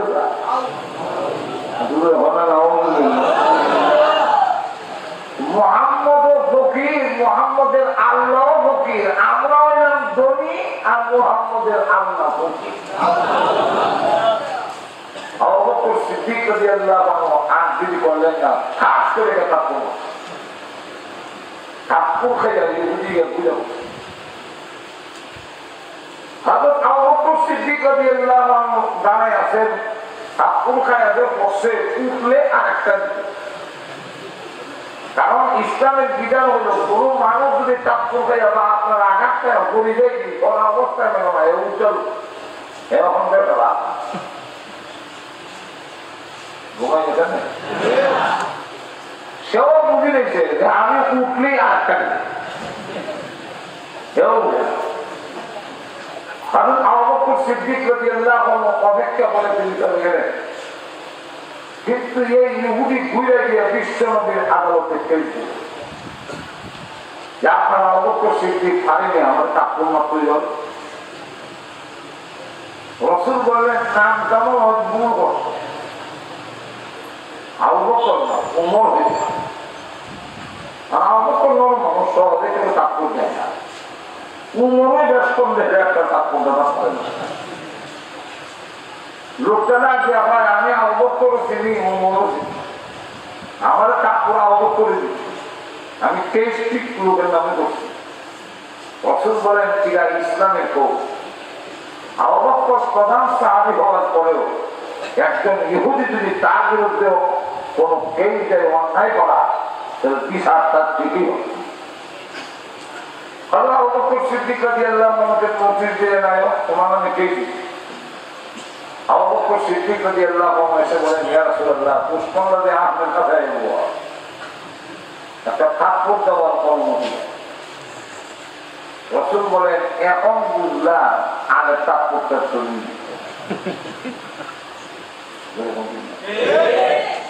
হে আবু বকর সিদ্দিক এই লোকটাকে কেন তুমি আঘাত করলে? তুমি তো নরম মানুষ, বড় দয়ালু, বড় নম্র, কারো তুমি আঘাত করো না, তার খুব যাও না, চট যাও না, তাহলে সব দিনে কেন?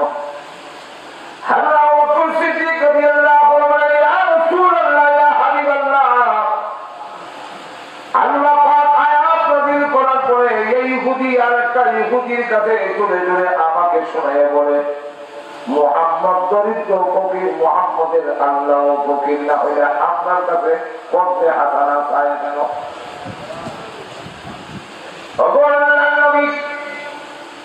আমার আল্লাহকে আওকারে আমার নবীর সাথে বিয়াদবি করবে, এটা আমি আবু বকরের ঈমান কোনদিন সহ্য করবে না। তাই আমিও মনে মনে নিয়ত করে নিছি দুইজনের পক্ষ থেকে দুইটা কাপড় আমি দিয়ে দিব, একটা আল্লাহর পক্ষ থেকে আরেকটা নবীর পক্ষ থেকে। একটা কাপড় দেওয়ার পরে সে পরে আছে উঠে না, আমিও দিতাম পারলাম না।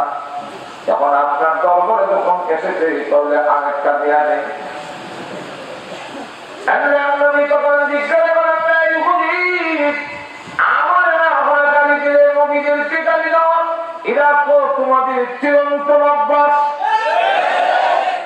আমাকে না হয় গালি দিলে, কিন্তু আল্লাহর মধ্যে তো কোনো ইখতিলাফ নাই। আল্লাহ রাব্বুল আলামিন যেমন আমাদের তোমাদের তো আল্লাহ, তা আল্লাহকে গালি দিলে কেন, আল্লাহকে ফকির বললে কেন? ইহুদি লোকটা চিন্তা করে দেখে কোন সাক্ষী তো নাই, কোরে প্রমাণ করবো কাছে। সে বলে আমি কি নির্মূল নাকি আমি আল্লাহকে গালি দিব?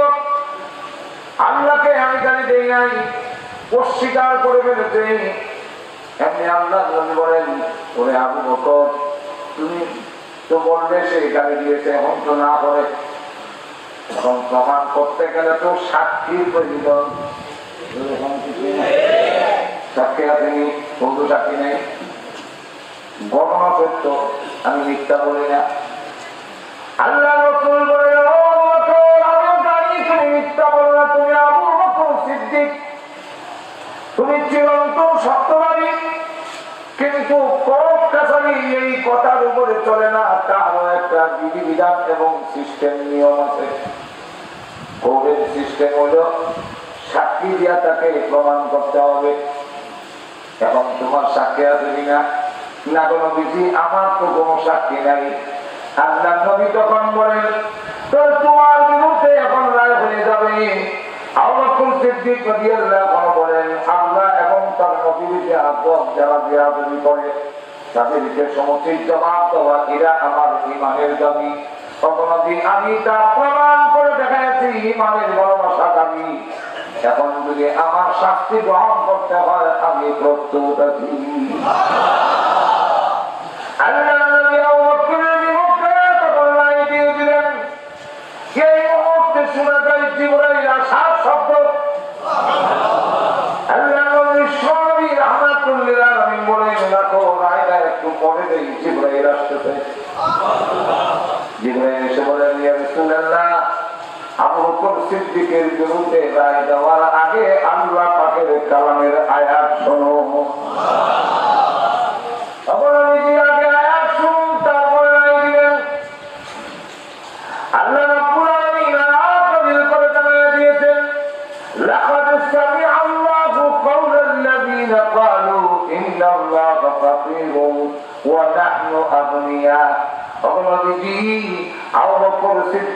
কোন সাক্ষী নাই বলে তার বিরুদ্ধে রায় দিচ্ছেন, আমি স্বয়ং আল্লাহ আবু বকরের পক্ষে সাক্ষী হয়ে গেলাম।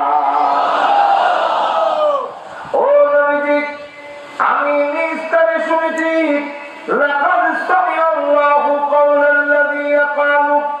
নিশ্চয় নিশ্চয় আল্লাহ শুনেছেন তাদের বক্তব্য যারা বলেছে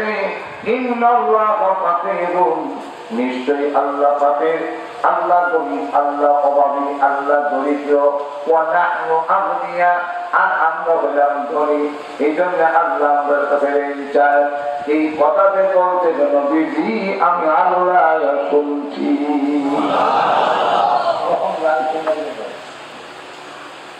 আল্লাহ নবী তখন বলেন কি রে দুষ্ট দুষ্ট নবীকে জানা, আল্লাহ যে আয়াত নাযিল করে বলেন আল্লাহকে গালি দিয়েছ, আল্লাহ বলতেছে তুই না করো। তখন লোকটা ডাক দিয়ে বলে এইভাবে যে আয়াত নাযিল হয়ে যাবে সেটা তো আমার জানা না। আমি জানি আয়াত নাযিল তো সাহাবায়ে কেরাম এবং তার মাযহাবে চূড়ান্ত সিদ্ধান্ত যে নবীকে যারা কটূক্তি করে, নবীর শানে যারা বেয়াদবি করে, ইসলামী শাস্ত্রের বিধান অনুযায়ী তার জন্য কতল ওয়াজিব হয়ে যায়। আল্লাহর জমিনে থাকা তার কোনো অধিকার থাকে না। এই যুগেও যারা রসুলকে নিয়ে কটূক্তি করে, রসুলের শানের খেলাপ করে, তারা শাস্তি পাওয়া উচিত। বলেন ইয়া আইয়ুহাল্লাযীনা আমানু লা তাকুলু রাইনা ওয়া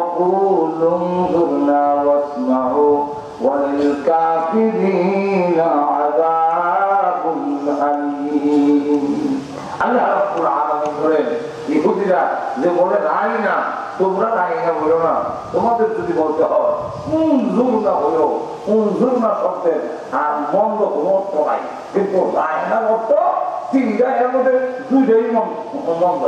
এর মধ্যে একটা হইল নির্ভু, আর একটা অর্থ হইল রাখা। রসুলদের রাখা হলে যখন ঈদও রসুলের সানের সাথে হয় না, যেরকম দেখে না। যে বিশ্ববাড়ির সার আর মর্যাদা এত, যে বিশ্ববাড়ির রহমাতুল্লিল আলামিনের অঙ্গ প্রসঙ্গ আল্লাহর কোরআনের আয়াতের অংশ, কোন নবীর অঙ্গ প্রসঙ্গের কথা কোন আসমানি কিতাবে নাই, কিন্তু বিশ্বনবী এমন এক নবী যার অঙ্গ প্রসঙ্গ পর্যন্ত আল্লাহ পাক তার কালামের অংশ বানিয়ে দিয়েছেন। রাসূল করিম সাল্লাল্লাহু আলাইহি ওয়াসাল্লামের চেহারা মুবারক, চোখ মুবারক, জবান মুবারক, হাত মুবারক, সিনা মুবারক, এগুলো সব আল্লাহ রাব্বুল আলামিন তার কালামের অংশ বানিয়ে দিয়েছেন। সবগুলো আয়াত কইতে গেলে অনেক লম্বা। আল্লাহ রাব্বুল আলামিন বিভিন্ন জায়গায় রাসূলের চেহারার কথা, রাসূলের চোখ মুবারকের কথা, রাসূলের হাত মুবারকের কথা, রাসূলের সিনা মুবারকের কথা, রাসূলের জবান মুবারকের কথা আল্লাহ কোরআনের মধ্যে উল্লেখ করেছেন। এই জন্য রাসূলের অঙ্গ প্রত্যঙ্গ আল্লাহ রাব্বুল আলামিনের কাছে সম্মানিত। তাই আমরা নবীর অঙ্গ প্রত্যঙ্গ কইতে গেলে মুবারক শব্দ লাগাইয়া বলি। আপনাদের বলে এও প্রতিপন্ন হইয়া তুচ্ছ তাফসীর হইয়া রাসূলের কোন অঙ্গ প্রত্যঙ্গকেও যদি প্রভু উচ্চারণ করে সেটাও আল্লাহ সহ্য করে না।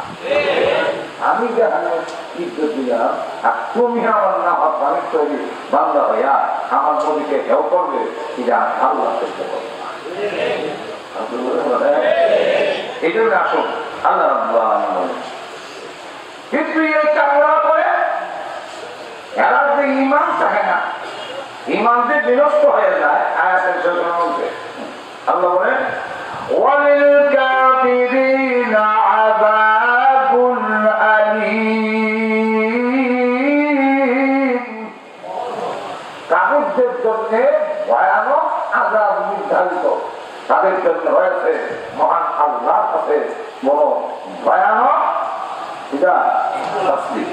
আল্লাহ রাব্বুল আলামিন এরপরে আয়াতটা আল্লাহ রাব্বুল আলামিন বলেন যে দেখো, ইহুদিরা খ্রিস্টানরা কোন সময়ই এটা পছন্দ করে না, ইহুদি হোক আর মুশরিক হোক, যত কাফের আছে খ্রিস্টান হোক, এখানে দুই দলের নাম আল্লাহ উল্লেখ করে। এর মধ্যে একদল হইল আহলে কিতাব। আহলে কিতাবের মধ্যে ইহুদিও আছে, খ্রিস্টানও। তো আহলে কিতাব এটা আগের ঘোষণা, আহলে কিতাব এখন আর আহলে কিতাব হয়েছে না। আমাদের দেশে অনেক সময় অনেক নেতাও আবার এটা জবাব দেয়, কারণ ওনার কুয়া ওনার ছেলে বিয়া হয়েছে খ্রিস্টান নেই। বলে আপনার দেশের নেতারা অনেকে যার যার সুবিধা মতো আর ইচ্ছা মতো বিয়া হয়ে বলি ইসলামের গানটা মুখ দিয়ে আবার যখন কথা বলে তখন বোঝা যায় কয়েক নাম বলেন না কেন কথা।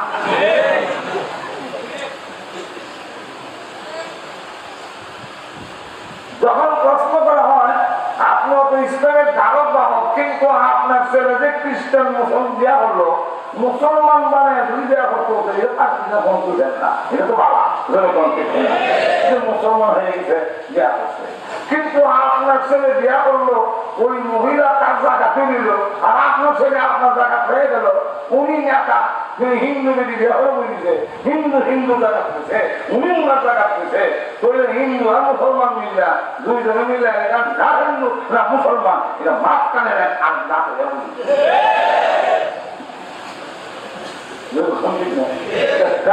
বড় বড় এটার নাম ধর্ম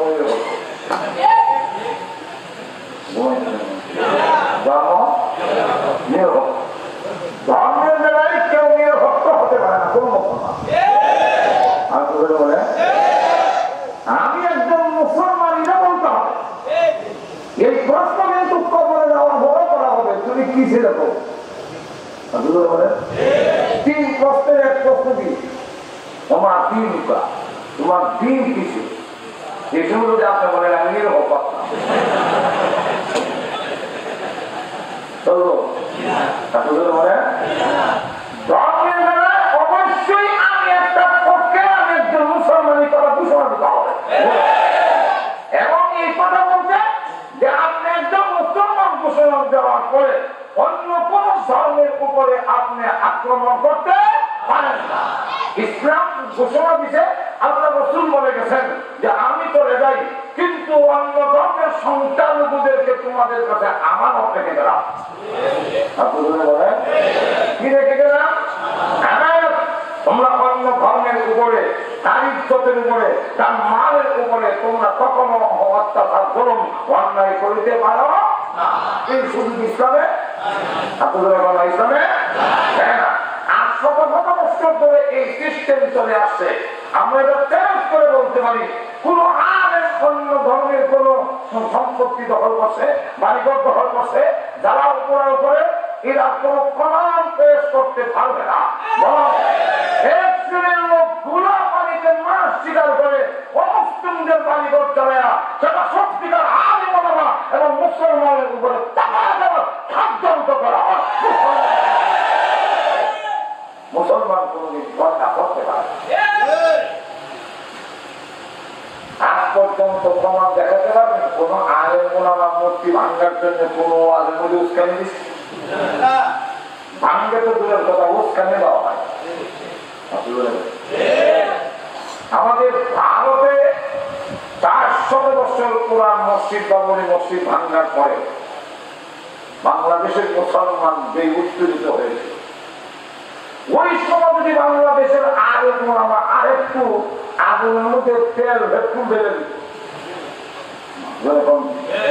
মানুষের যে খুবের আগুন ধাও ধাও করে দিলে মসজিদ ভাঙ্গার কারণে এই সময় যদি এই খুবের আগুনের মধ্যে আর একটু ভেটকুল ঢেলে দিতাম তাহলে আমাদের বিশ্বাস বাংলাদেশের জমিনের উপরে একটা মন্দিরও দাঁড়ায় রাখতে পারত না।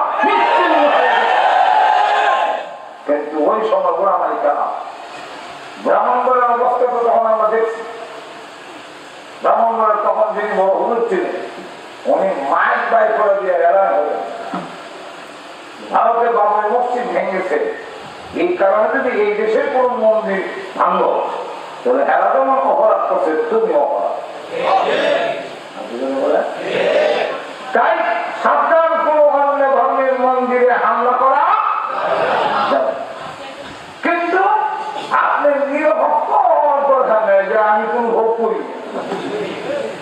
আমরা তো অনেকে করে না ধর্মের ভক্ত ধর্মহীনতা হয়।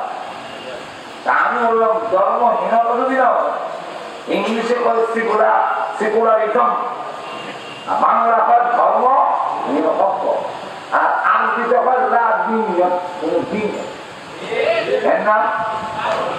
এর নাম ধর্ম নিরপেক্ষ। তো আমি তোমরা না বুঝবো এটা আমি তর্জমা করতে গেছি আমার হুজুর হয়ে কিনা মানতে হবে হুজুর না এটাও হয় কিভাবে আমি বললাম কিভাবে হয় হুজুর তাহলে আমি আপনার কাছে বুঝতে চাই যে তুই যন্ত্র লোক দরকার আছে তখন আমার দিকে বলেন তুমি কোন ভক্ত? আমি বললাম আমি নিরপেক্ষ। আমি কি তুই ভক্ত কোন ভক্ত? তাহলে আমার কি বোঝা হলো আমি কি দুজনের কাগজে ভক্ত কিন্তু কোনো ভক্তই নেই। তাহলে দুজন ঝগড়া লাগলে একজন যদি হয় আমি নিরপেক্ষ তার সাথে আইনা যখন ধর্ম লাগাইলে তখন এর অর্থ হবে ধর্ম নিরপেক্ষ মানে আমি কোন ধর্ম হই না। তাহলে আমি কি মুসলমান চাই না বলে আমি ধর্ম নিরপেক্ষ হতে পারি না। আমি একজন মুসলমান ইটা বললে অন্য ধর্মের পূর্ণ স্বাধীনতা ইসলাম দিয়েছে। আর বলে তো আমি বলতে চেয়েছিলাম এক নেতা জবাব দিল যে আমার ছেলে যে খ্রিস্টান বিয়া করছে সে তো আহলে কিতাব বিয়া। তো আমরা বলতে চাই যেখানে কিতাবই নাই সেখানে আহলে কিতাব কি করে হয়? বলে যে তোরা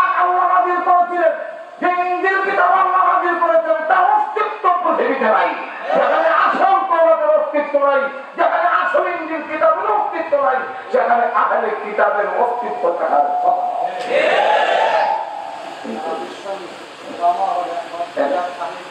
নাই। কথা বলছেন না? যেখানে আহলে কিতাবই নাই সেখানে কিতাবওয়ালা বিবাহ হচ্ছে। কিন্তু আল্লাহ রাব্বুল আলামিন ওই সময়ের কথা বলতেছেন যে আহলে কিতাবের মধ্যে একদল, আহলে কিতাবের মধ্যে ইহুদিও আছে, খ্রিস্টানও, আরেকটা দলের কথা বলছেন মুশরিকি, মুশরিক যারা বিভিন্ন গায়বুল্লাহে আল্লাহর সাথে মরামত করে আরবি করে। কথা বলছেন না? এরা কি একজন কি বলা হয়? মুশরিক বলা হয়। এই মুশরিক এরা কেউ ও আহলে কিতাব ও মুশরিক, কথা বলেন না, এরা কোন সময় তোমাদের কল্যাণ চায় না। কোন সময় এরা কল্যাণ চায় না। এই আয়াত নাযিল হয়েছে, তার সামনাজুল হইল এক শ্রেণীর আহলে কিতাবরা ইহুদির আয়াত হইল যে আপনার কাছে ইমান কিতাব কেন নাযিল হইল না?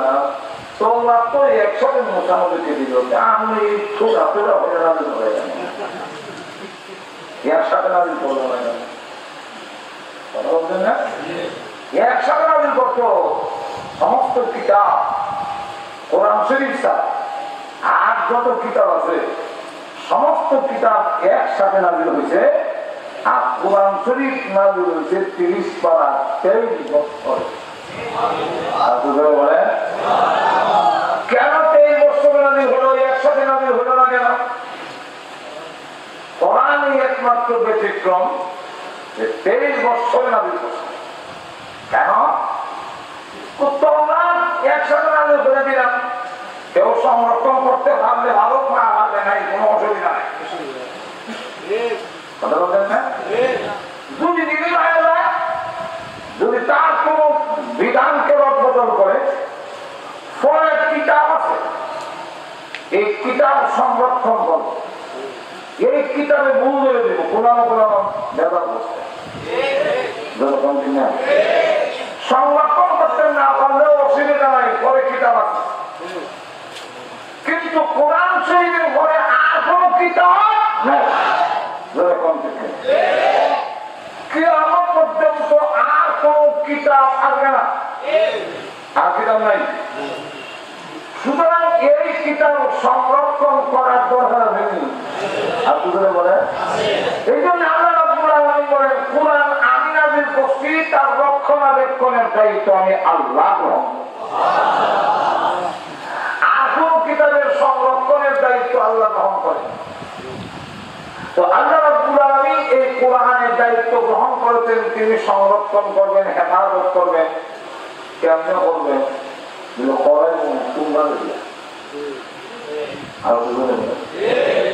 কিভাবে?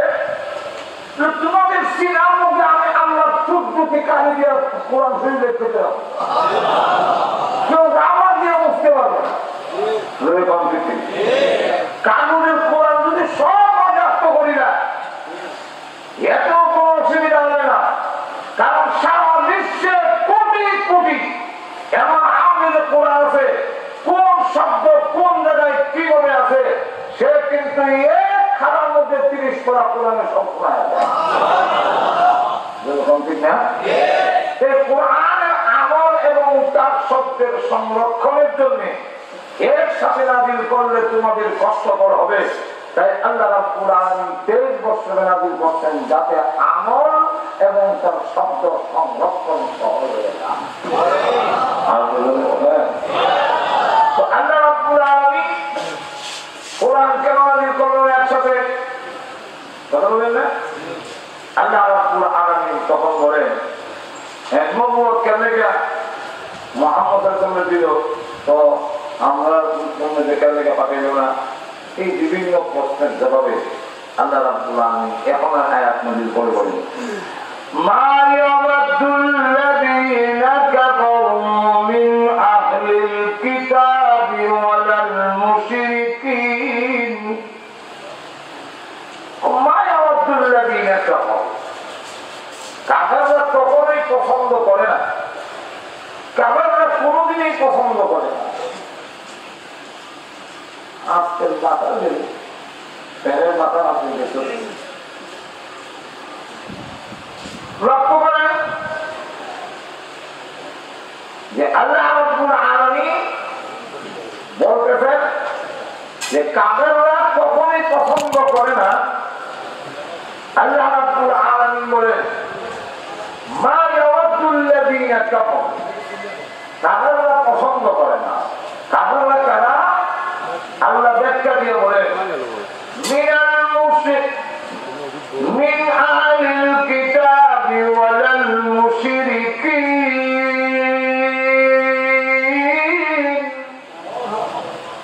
সে আহলে কিতাব হোক আর মুশরিক হোক, পছন্দ করে না। কি পছন্দ করে না?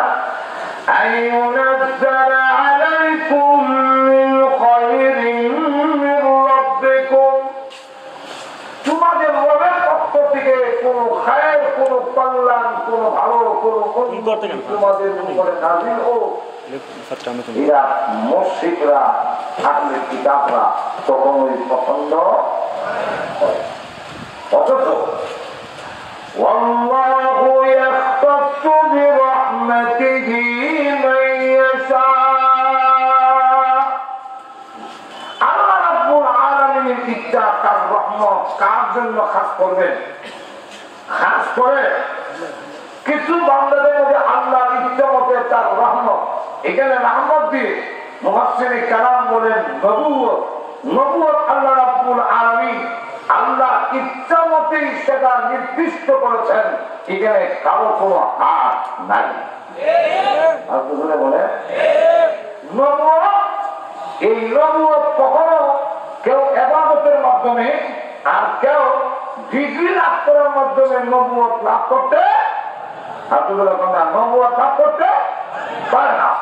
নবুয়ত লাভ করতে হইলে এটা আল্লাহ রাব্বুল আলামিন খাস করে যার উপরে ইচ্ছা তাকে আল্লাহ রাব্বুল আলামিন নবুয়ত দেন, রহমত নাযিল করেন।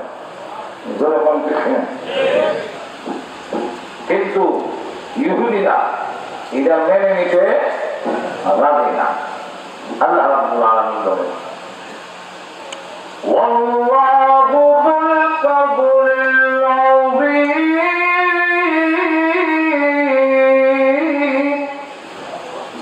আল্লাহ রাব্বুল আলামিন হলেন মহান ফজিলতের অধিকারী।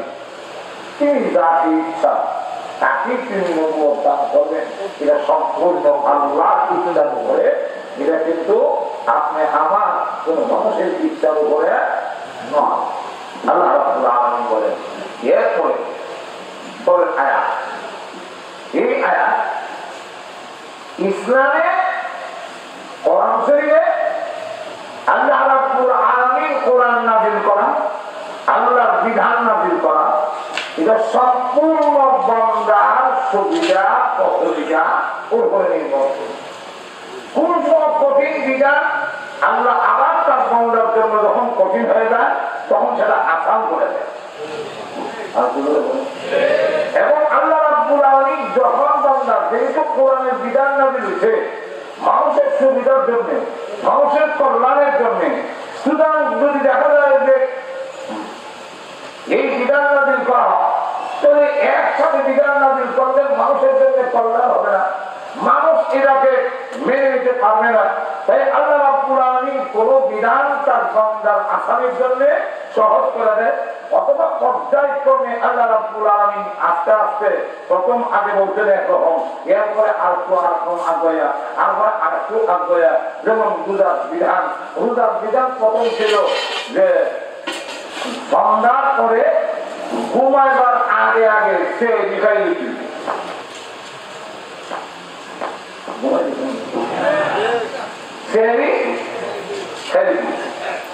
আর যদি সন্ধ্যা করে কেউ ইফতার কইরা বা না হইলা ঘুমাই দিতে পারে তো তার সেটি হবে।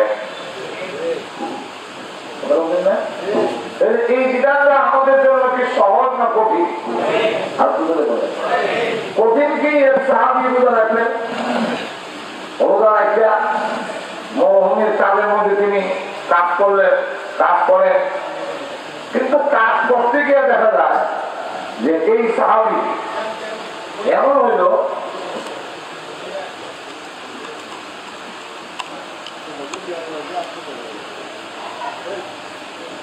সারাদিন কাম কাজ করার পরে যখন তিনি আসলেন সন্ধ্যার পরে ওনার স্ত্রী রুটি এনে দিল, কিন্তু রুটি ঠান্ডা হয়ে ঠিক আছে, রুটি গরম করে দিয়ে আপনার করবে। উনি রুটি গরম করার কাছে আর এইদিকে উনি সারাদিন রোজা রেখা মরুভূমির মধ্যে কাজ করিয়া ক্লান্ত বলছে যে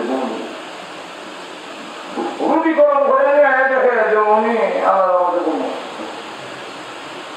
বললেন তিনি হায় হায় আফসুস খায় বাতান লাখ আয় হাসকাতান লাখ আয় আফসুস আমি তো নাই দেখে এবার তো আর সেই দেখতে পারবেন না আর কোথাও নাই আমরা বল ওই সাহাবি তখন এমনি আবার রোজা রেখে আগের দিন এরাইতে রোজা রাখা লাগতো।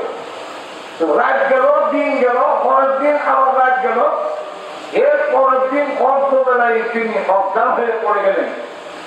আল্লাহ রাসূলের কাছে এই পরিস্থিতি যখন পেশ করা হলো, আল্লাহ তখন আয়াত নাযিল করলেন, কুলু ওয়াশরাবু হাত্তা ইয়াতাবাyyana লাকুমুল খায়তুল আবয়াদ মিনাল খায়তিল আসওয়াদ। এখন থেকে আমি আল্লাহ তোমাদের প্রতি আয়াত নাযিল করে জানাই দিলাম যে যতক্ষণ পর্যন্ত কালো তাগের থেকে সাদা তাগেরা সুস্পষ্ট ভাবে আলাদা না হবে ততক্ষণ পর্যন্ত খাওয়ার নিয়াত আমি বাড়াই দিলাম। আল্লাহ রাব্বুল আলামিন বলেন খায়াত মানে সুতা তাগা।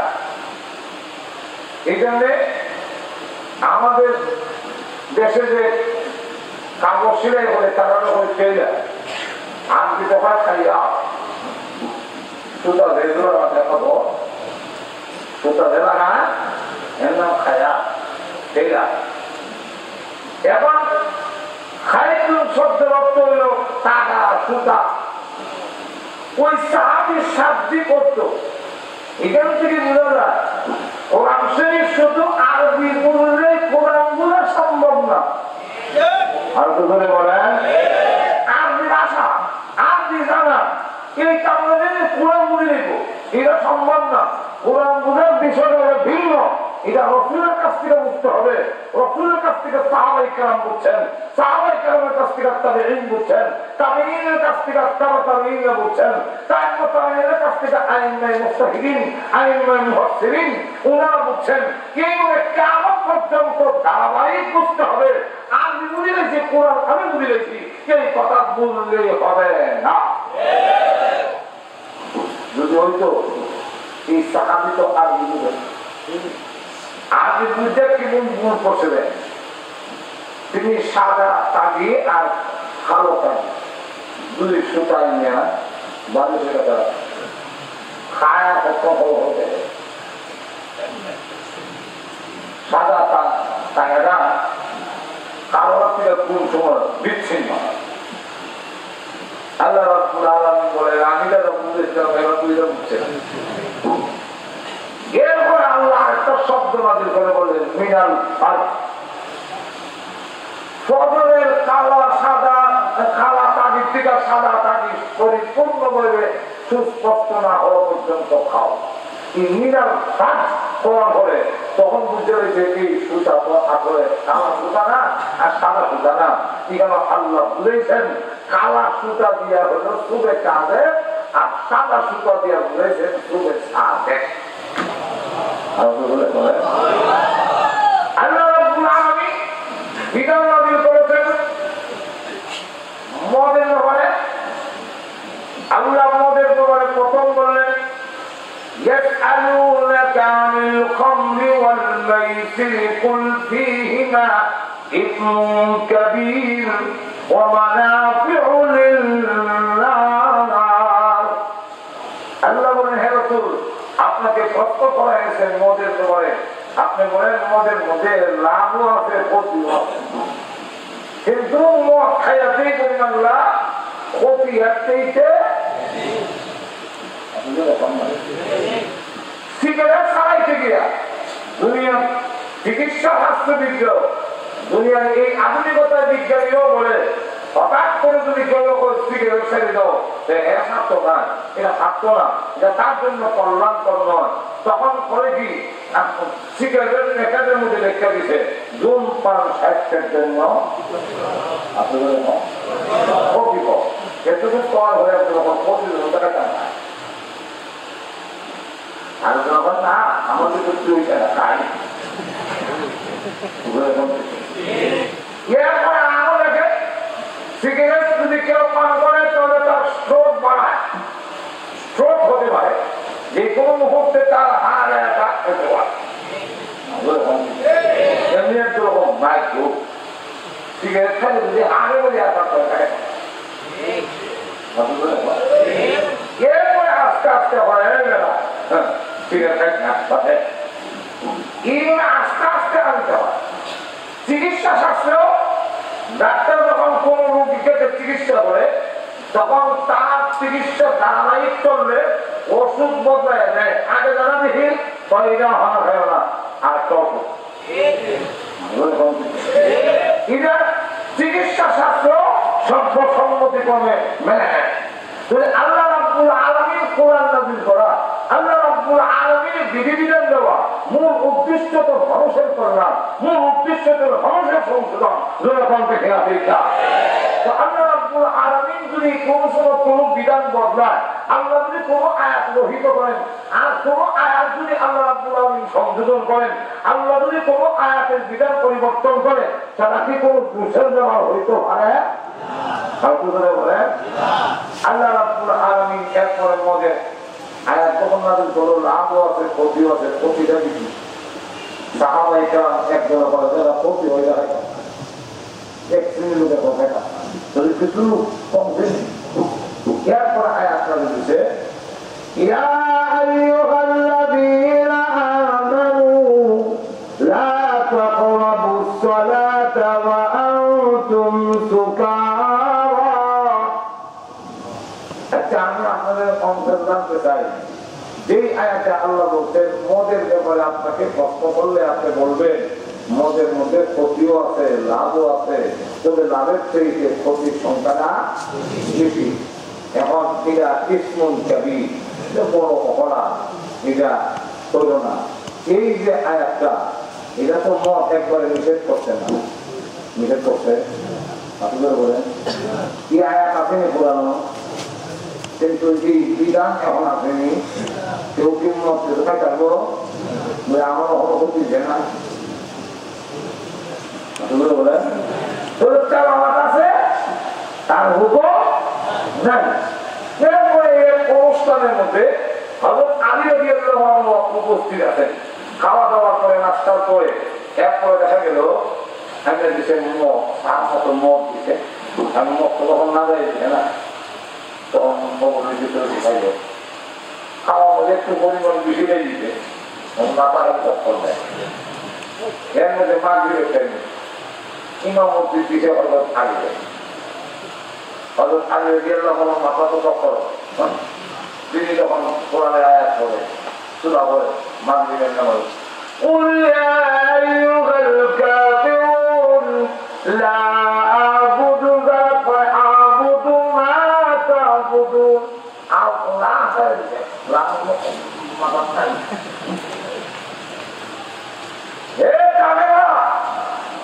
রাসূল আপনি বলুন হে খোদাদ্রোহীরা লা আ'বুদু মা তা'বুদুন, তোমরা যার পূজা করো আমি তার পূজা করিব না। এই হলো আয়াতের অর্থ। আর যখন আ'বুদু মা তা'বুদুন, হে রাসূল আপনি বলুন হে খোদাদ্রোহীরা তোমরা যার পূজা করো আমিও তার পূজা করিব। আমাদের কিরকম খোঁজে না মাস্টার কোনি আর দুপুরে বলে আর মদ খাইয়া যখন মাথা চক্কর দেয় তখন মাতে ঠিকই, কিন্তু হ্যাঁ মাপে দুনিয়ার সব মাপে, কিন্তু পুরো একটা দেখা যায় এক রাতের মাপে মাপে। তুমিও মাশাআল্লাহ আমার দেশের উপরে কুলিয়া চুরাতে তো আস্তে আস্তে বলি যখন নেশা কিন্তু কমছে ও কেউ মাগরিবে শুরু হয়েছে কুলিয়া ইয়া সারাত কুলিয়া মাগরিবে হলো না। এই পরিস্থিতি যখন হইল রসুলের কাছে যাওয়ার পরে আল্লাহ তখন আয়াত নাযিল করে বলে, হে ঈমানদাররা, নিশাগ্রস্ত অবস্থায় নামাজের কাছেও যাইও না। তাহলে তিনি কি মদ নিষেধ করছে? খাওয়া দাওয়া নিষেধ করে দিলে? এটা নিষেধ করছে না, না।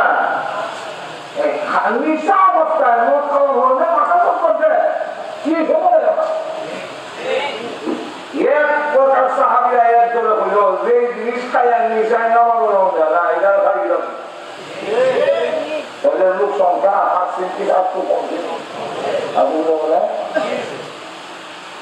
পরবর্তীতে আরেকদিন আনসার এবং মুহাজির দুই দলে এক অবস্থানে খাওয়া দাওয়ার পরে মদ খাওয়া শুরু হইল।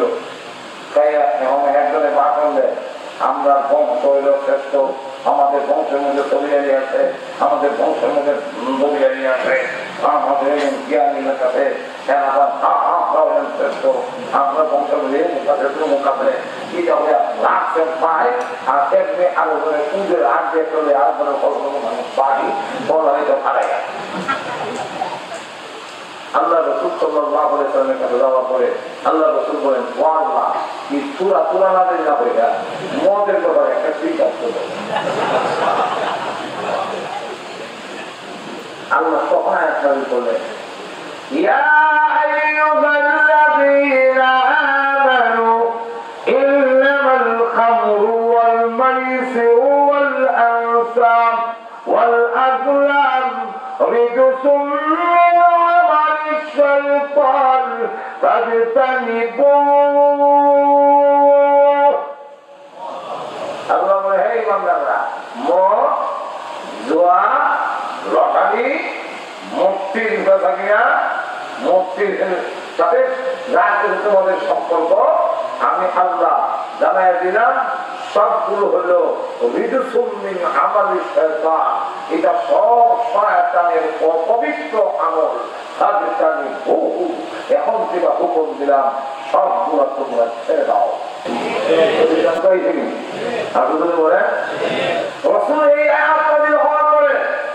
এখন জানাই দিলেন, হযরত বিলাল রাদিয়াল্লাহু আনহু বললেন, মদিনার অলিতে গলিতে দাও, ঘোষণা দাও, মদ নিষিদ্ধ হয়ে গেছে। আল্লাহ বলতেন যে এখন ছেড়ে দাও। এই কথা বলার পরে সাহাবায়ে কেরামের অবস্থা, যেই মাত্র যার ঘরে যেই মদটা ছিল মদের, যার ভিতরে কলসি আছে, যার কাছে যেই মদের আছে, সব বংশ সহ ভরা নেই।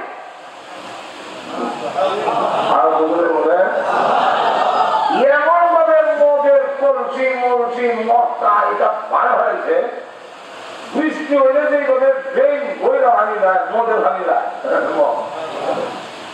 এক সপ্তাহ পর্যন্ত বৃষ্টি হওয়ার পরে গিয়ে মদের বন্ধ দিয়েছিলেন, রাস্তা থেকে মদের বন্ধ হতো। এখন এই আয়াত যে চূড়ান্ত হইল অনেকক্ষণ পরে, আগের যে আয়াত নিশাগ্রস্ত অবস্থায় নামাজের কাছে দিয়ে গেল না, এই আয়াত পুরানো আসেনি, হুকুম হয়েছিল না। নিশা অবস্থায় নিশা অবস্থা দেখতাম না, কিন্তু খাইয়া একটু দূরে নামাজের আগে কম দিব না, নিষেধ হয়ে গেছে, নিষেধ হয়ে গেছে।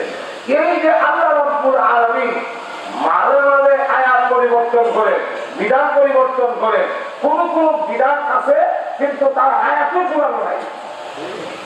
আপনাদের বলেন কি বিধান? এক বিধান আছে ইসলামে, কোন বুড়া আর বুড়ি মিললে যদি আকাম কুকাম করে, আকাম কুকাম বুড়া বুড়ি হয়ে গেছে আর সেই কুমার সেই হচ্ছে। এখন যদি বুড়া বুড়ি করে, ইসলামের বিধান হলো জোয়ানে জোয়ানে যদি বলে, যুবক আর যুবতী জিনা হচ্ছে। আল্লাহর বিধান হইল ঈদের 100 বেত লাগাও। কত? 100 বেত লাগাও। আর জানিয়াতু ওয়াজ-জানি ফাজিলু কুল্লু ওয়াহিদিন মিনহুমা মিআতা জালদা। 100 বেত লাগাও, 100। আর বুড়া বুড়ি যদি বলে ঈদের 700 মেরে বুড়া কি বুড়া না এই কাপড় করে বলছে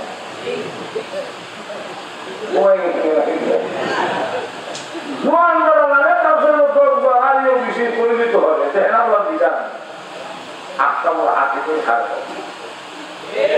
আরো দুপুরে বলে আট আমার হাকিমি জোয়ান মানুষের কাম করলে এক শাস্তি আর বুড়া করলে এমনি শরীর তোর দুর্বল তুই এখানে এই বুড়া বয়সে গেলে হিসাব করছে শুধু বুড়া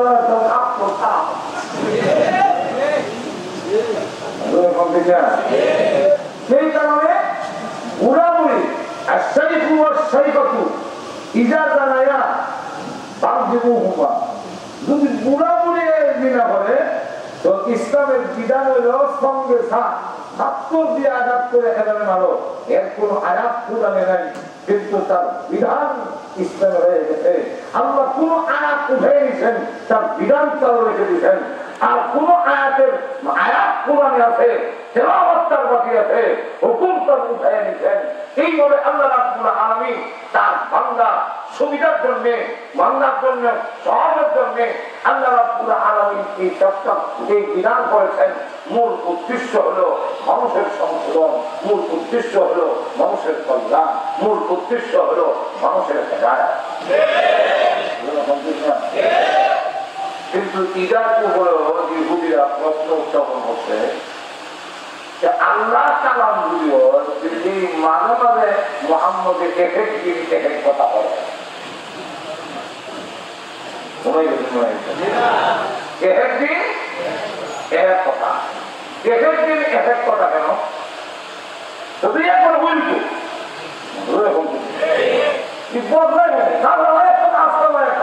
আগের দিন ভালো খারাপ হোক এরপরে আমার ঘর মিশা বস্তবত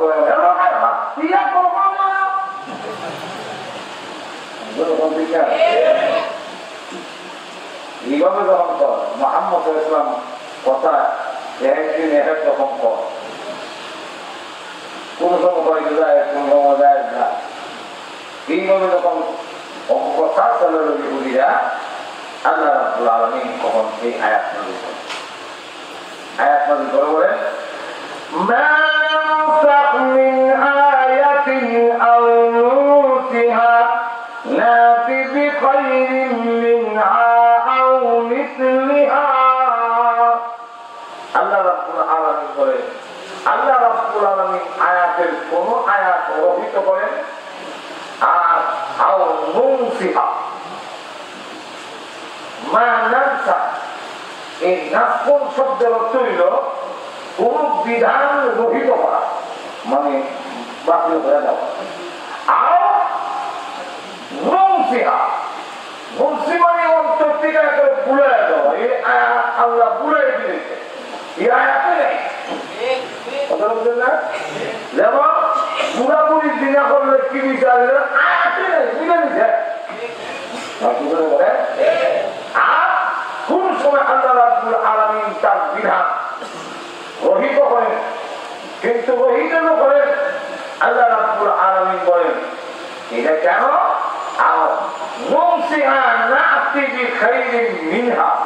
এই জায়গায় আল্লাহ এর থেকে আরো শ্রেষ্ঠ কোন বিধান দেন অথবা তার সমকক্ষ কোন বিধান আল্লাহ দিয়া এই বিধানকে গ্রহীত করেন এরা মানুষের উপর লাগে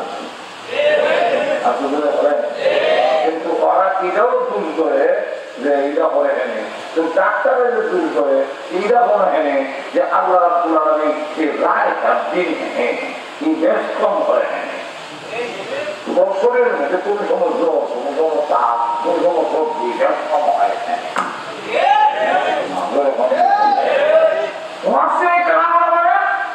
যে আল্লাহ রাব্বুল আলামিন তো তার বান্দার মধ্যে তার দেহের মধ্যে পার্থক্য করেন রাত দিনের মধ্যে পার্থক্য করেন আল্লাহ রাব্বুল আলামিন আবহাওয়ার মধ্যে পার্থক্য করেন জনগণ থেকে না আল্লাহ রাব্বুল আলামিন তো তার বান্দা বিভিন্ন জিনিসের মধ্যে কিভাবে পরিবর্তন আনেন এগুলোর মধ্যে প্রশ্ন করেন না বড় উদ্দেশ্য হল কোরআন আর ইসলাম এলার সহ্য হয় না ডাক্তাররা প্রশ্ন করতো ডাক্তার খাল বললেন একটু মাসতে না বলুন এখানে খাল খাতে আমাদের বললেন এই ট্যাবলেটটা খাইতাম দিলেন আজকে আরো ট্যাবলেট বদলাম আমার কোন কোন ট্যাবলেট বিক্রি করতে গেল ডাক্তার মধ্যে ওই 7 নম্বর সিরিয়ালে বলেছিলাম তো এটা না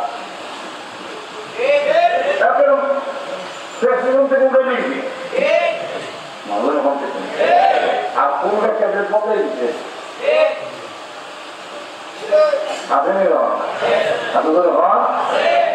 কোন ট্যাবলেট বদলাই দেয় কোন ট্যাবলেট এক করবি বলে কন্টিনিউ প্রশ্ন হয়নি ডাক্তার তুমি তখন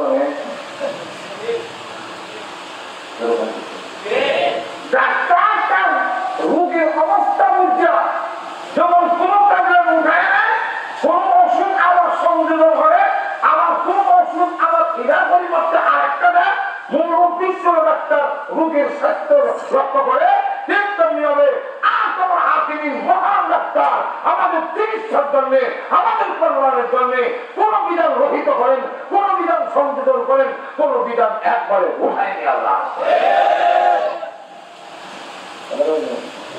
আল্লাহ রাব্বুল আলামিন বলেন আলাম তা'লাম আল্লাল্লাহা আলা কুল্লি শাইইন কাদির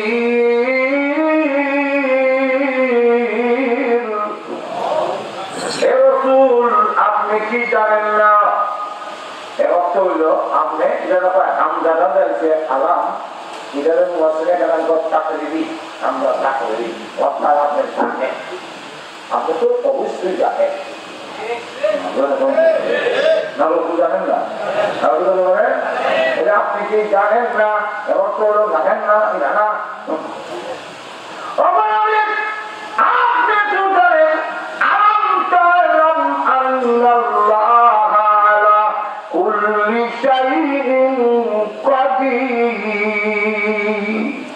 মহান আল্লাহ রাব্বুল আলামিন প্রত্যেকটা বস্তুর উপরে ক্ষমতাবান তারপরে কম এরপরে আয়াত আল্লাহ রাব্বুল আলামিন বলেন আলাম তা'লাম আল্লাল্লাহা লাহু মুলকুস সামাওয়াতি ওয়াল আরদ আপনি কি জানেন না আল্লাহ রাব্বুল আলামিন আসমানের জমিনের রাজত্ব তার হাতে ধরে বলেন দেখে না আপনি তো অবশ্যই জানেন আসমান আর জমিনের বর্ষা করেন আল্লাহ আল্লাহ রাব্বুল আলামিন আসমান জমিনের দিকে লক্ষ্য করে দেখেন আল্লাহ রাব্বুল আলামিন দিন একরকম আবার রাত আরেক রকম দিন আবার রাতের মধ্যে পরিবর্তন ঘটায় যেরকম দেখে না পছন্দ করুন কিন্তু বান্দা যখন সহ্য করতে পারে না আবার দেখা যায় আল্লাহ রাব্বুল আলামিন মেঘাচ্ছন্ন করে দিয়া বান্দার জন্য আসান করে দেয় যেরকম দেখিয়া দিন না আল্লাহ রাব্বুল আলামিন যেমন কথায় আল্লাহ যেমন তার বান্দা দেহের মধ্যে পরিবর্তন ঘটায় আল্লাহ রাব্বুল আলামিন যেমন জমি আর জমির মধ্যে মালের মধ্যে পরিবর্তন ঘটায় কারো মাল দেয় আবার কারো কাছ থেকে মাল ছিনায় নেয় আবার আল্লাহ রাব্বুল আলামিন শরীরে গরিব বানায় দেয় গরিবরে আবার ধনী 5 তলার মালিক বানায় দেয় 5 তলা বালারে তার হাতের মধ্যে ভাঙ্গা বাসন দিয়া দেয় বলে এরাই কি দাও তার সেরা আমলি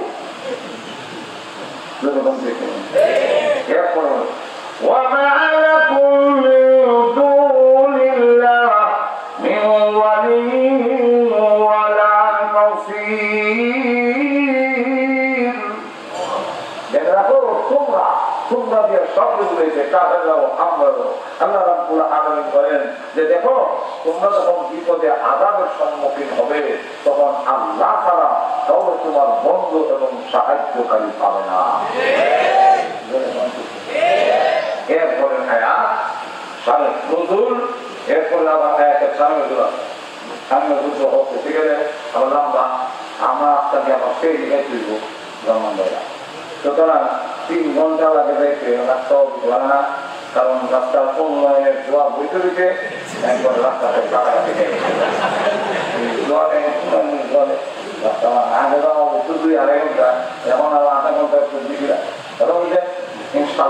আল্লাহ রাব্বুল আলামিন তৌফিক দান করুন।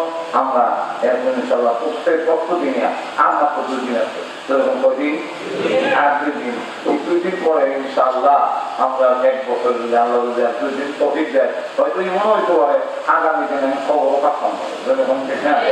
সেই জন্যে আমাদের জীবনের শেষ মনে করিয়া আমরা প্রত্যেকেই আর বাকি 2 দিন তৈরি করার চেষ্টা করি। হয়তো আল্লাহ আবার গত বছর এই মাহফিল ছিল, এই বছর নাই।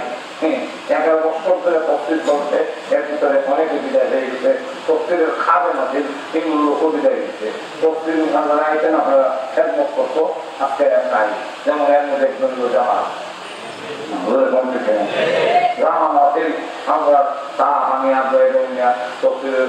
জিনিসপত্র কিন্তু সে আসতে দুনিয়াতে তার জন্য দোয়া করেন।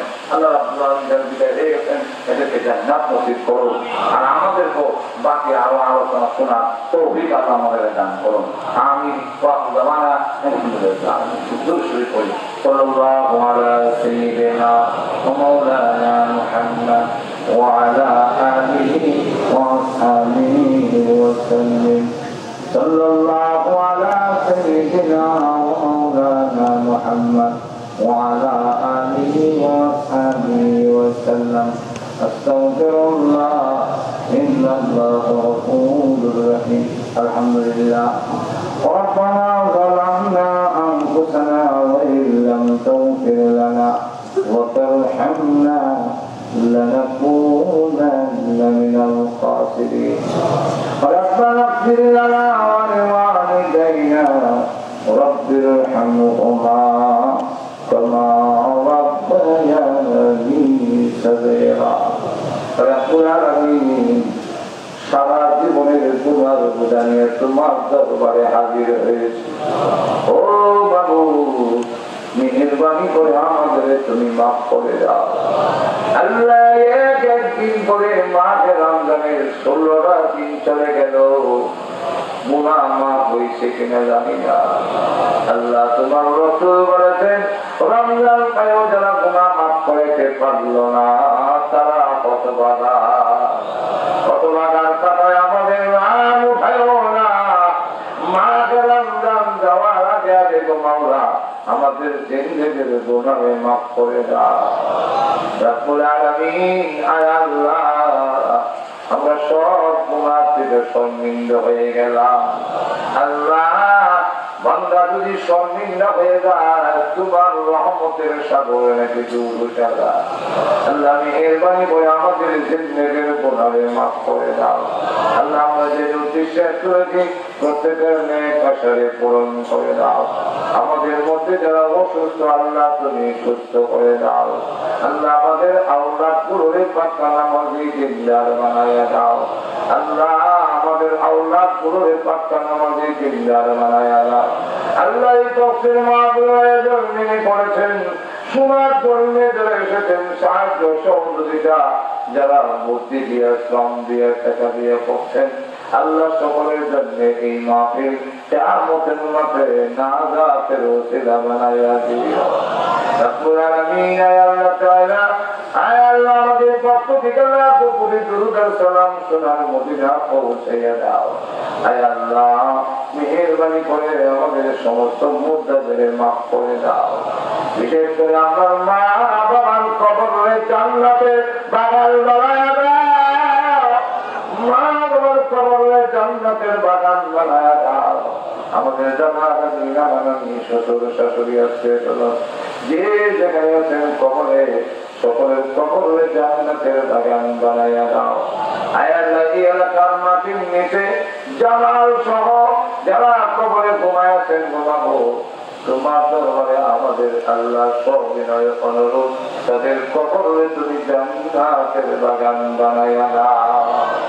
রব্বুল আলামিন, আল্লাহ, আমাদেরকে মক্কা মদিনা বারবার জিয়ারত করার তৌফিক দাও। আল্লাহ, যদি মরণ দাও গো, ঈমানের সাথে মরণ দিও, যে ঈমান বানায়া আমরে কবরে নিও না। ربنا تقبل منا إنك أنت السميع العليم وتب علينا إنك أنت التواب الرحيم. آمين آمين برحمتك يا أرحم الراحمين.